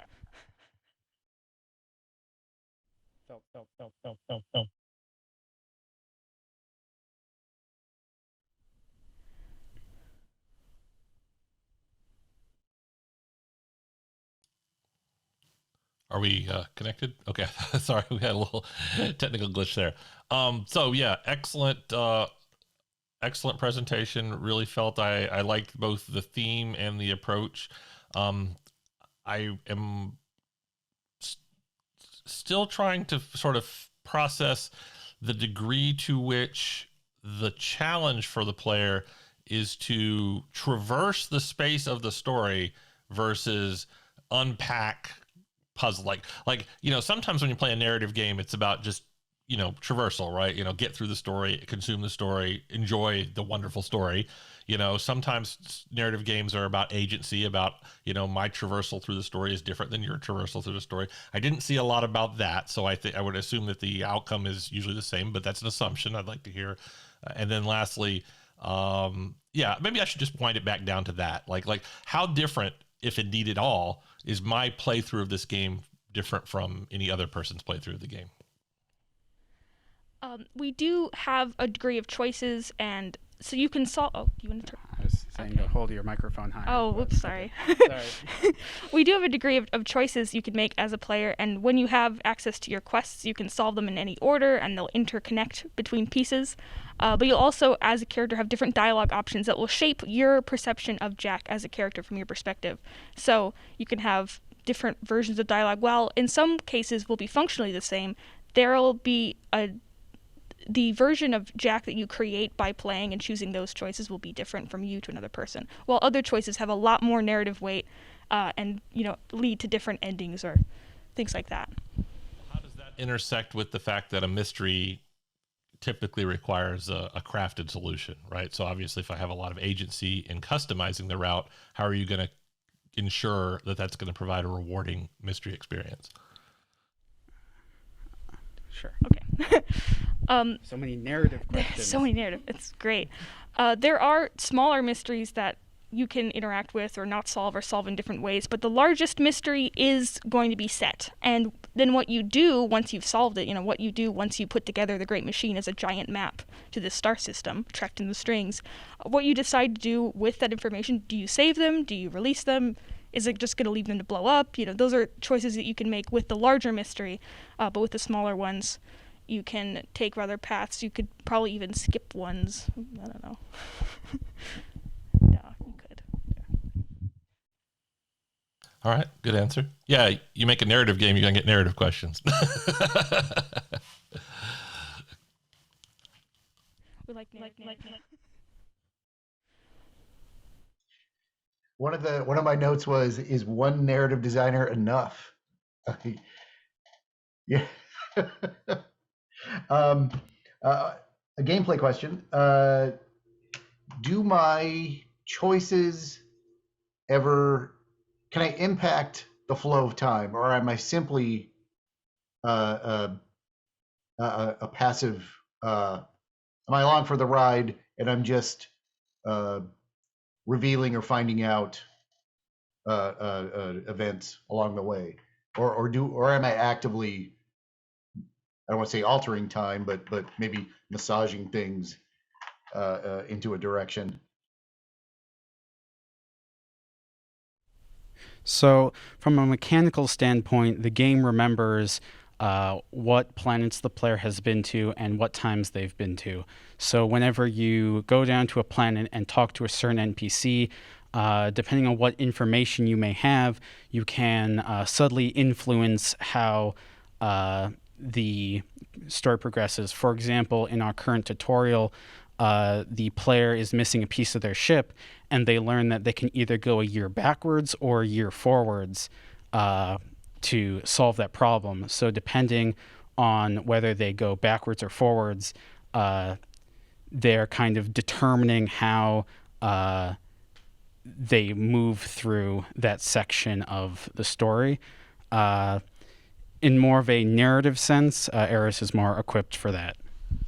Yay. I could talk about my unique time travel system for a long time, but we don't have enough time for that. But in a narrative sense, a lot of things that you're going to do were going to happen anyways, and that you're there is all right. But there's larger things that must happen and smaller things that you can change. So at one point, Alistair's trying to save this planet from burning, but he'll never be able to save it. But one variable he's able to change is the people he can rescue from it. And so he's able to get a lot more people out of there than would have been if he had not interacted at all. So sort of in a larger sense in time travel, there's events that must happen, but in a smaller sense, there are variables you can change or things that were already going to happen anyways.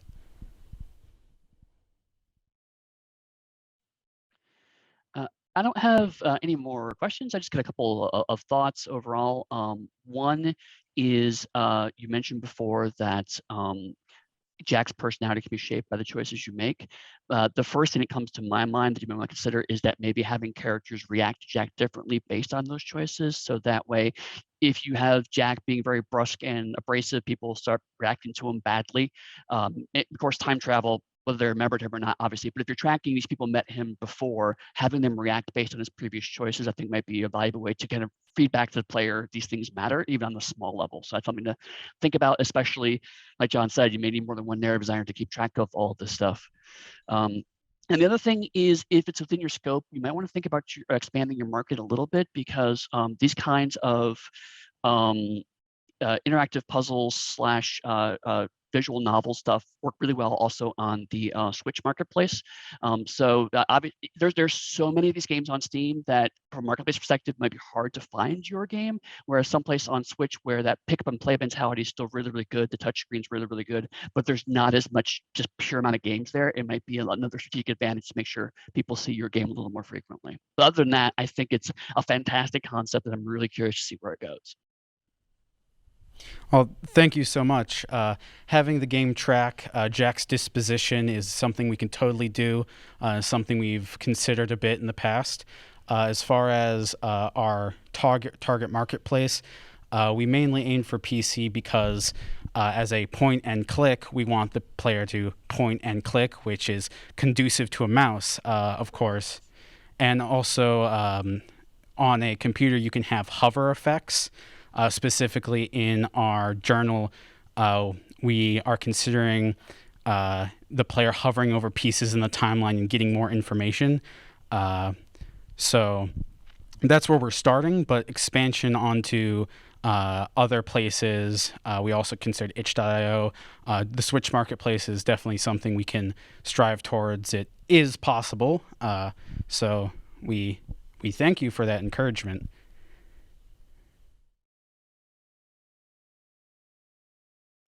So, yeah, great presentation. I will say, if you're making a game about, if you're making a shooter, you better show me shooting. If you're making a narrative game, you better show me story, right? You better, the core action of the game is the thing that people are going to judge you on, right? And so, I think, your presentation, while it was good, we had to dig a little to sort of get the confidence level in it. Like the presentation would have spiked a lot harder had there been more writing, frankly, more words in it to sort of hint at your narrative chops. So, always show the product you're trying to sell.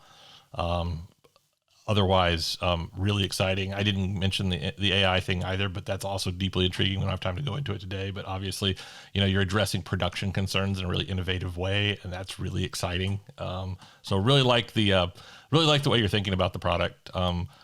Just don't forget the most important thing, which is the story, right? Which, we're talking about the mechanics of the story, but the craft of the writing, has to be good, right? Or you got nothing. So don't lose sight of that.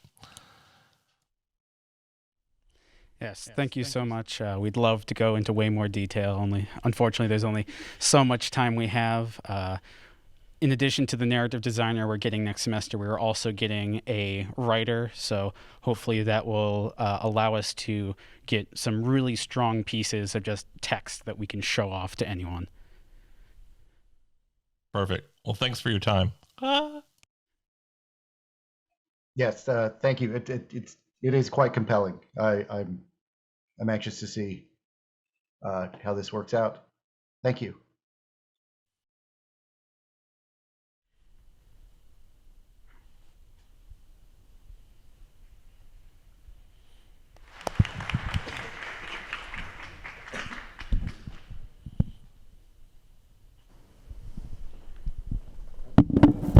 We have one more interview, but before we do that, I want to take a minute and thank everybody involved with the production. So thank you to our industry veterans.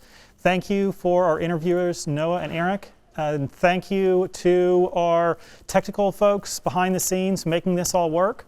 And particularly thank you to the students who have spent a lot of time and have done a great job creating their presentations and frankly powering through their nervousness to do some great presentations today.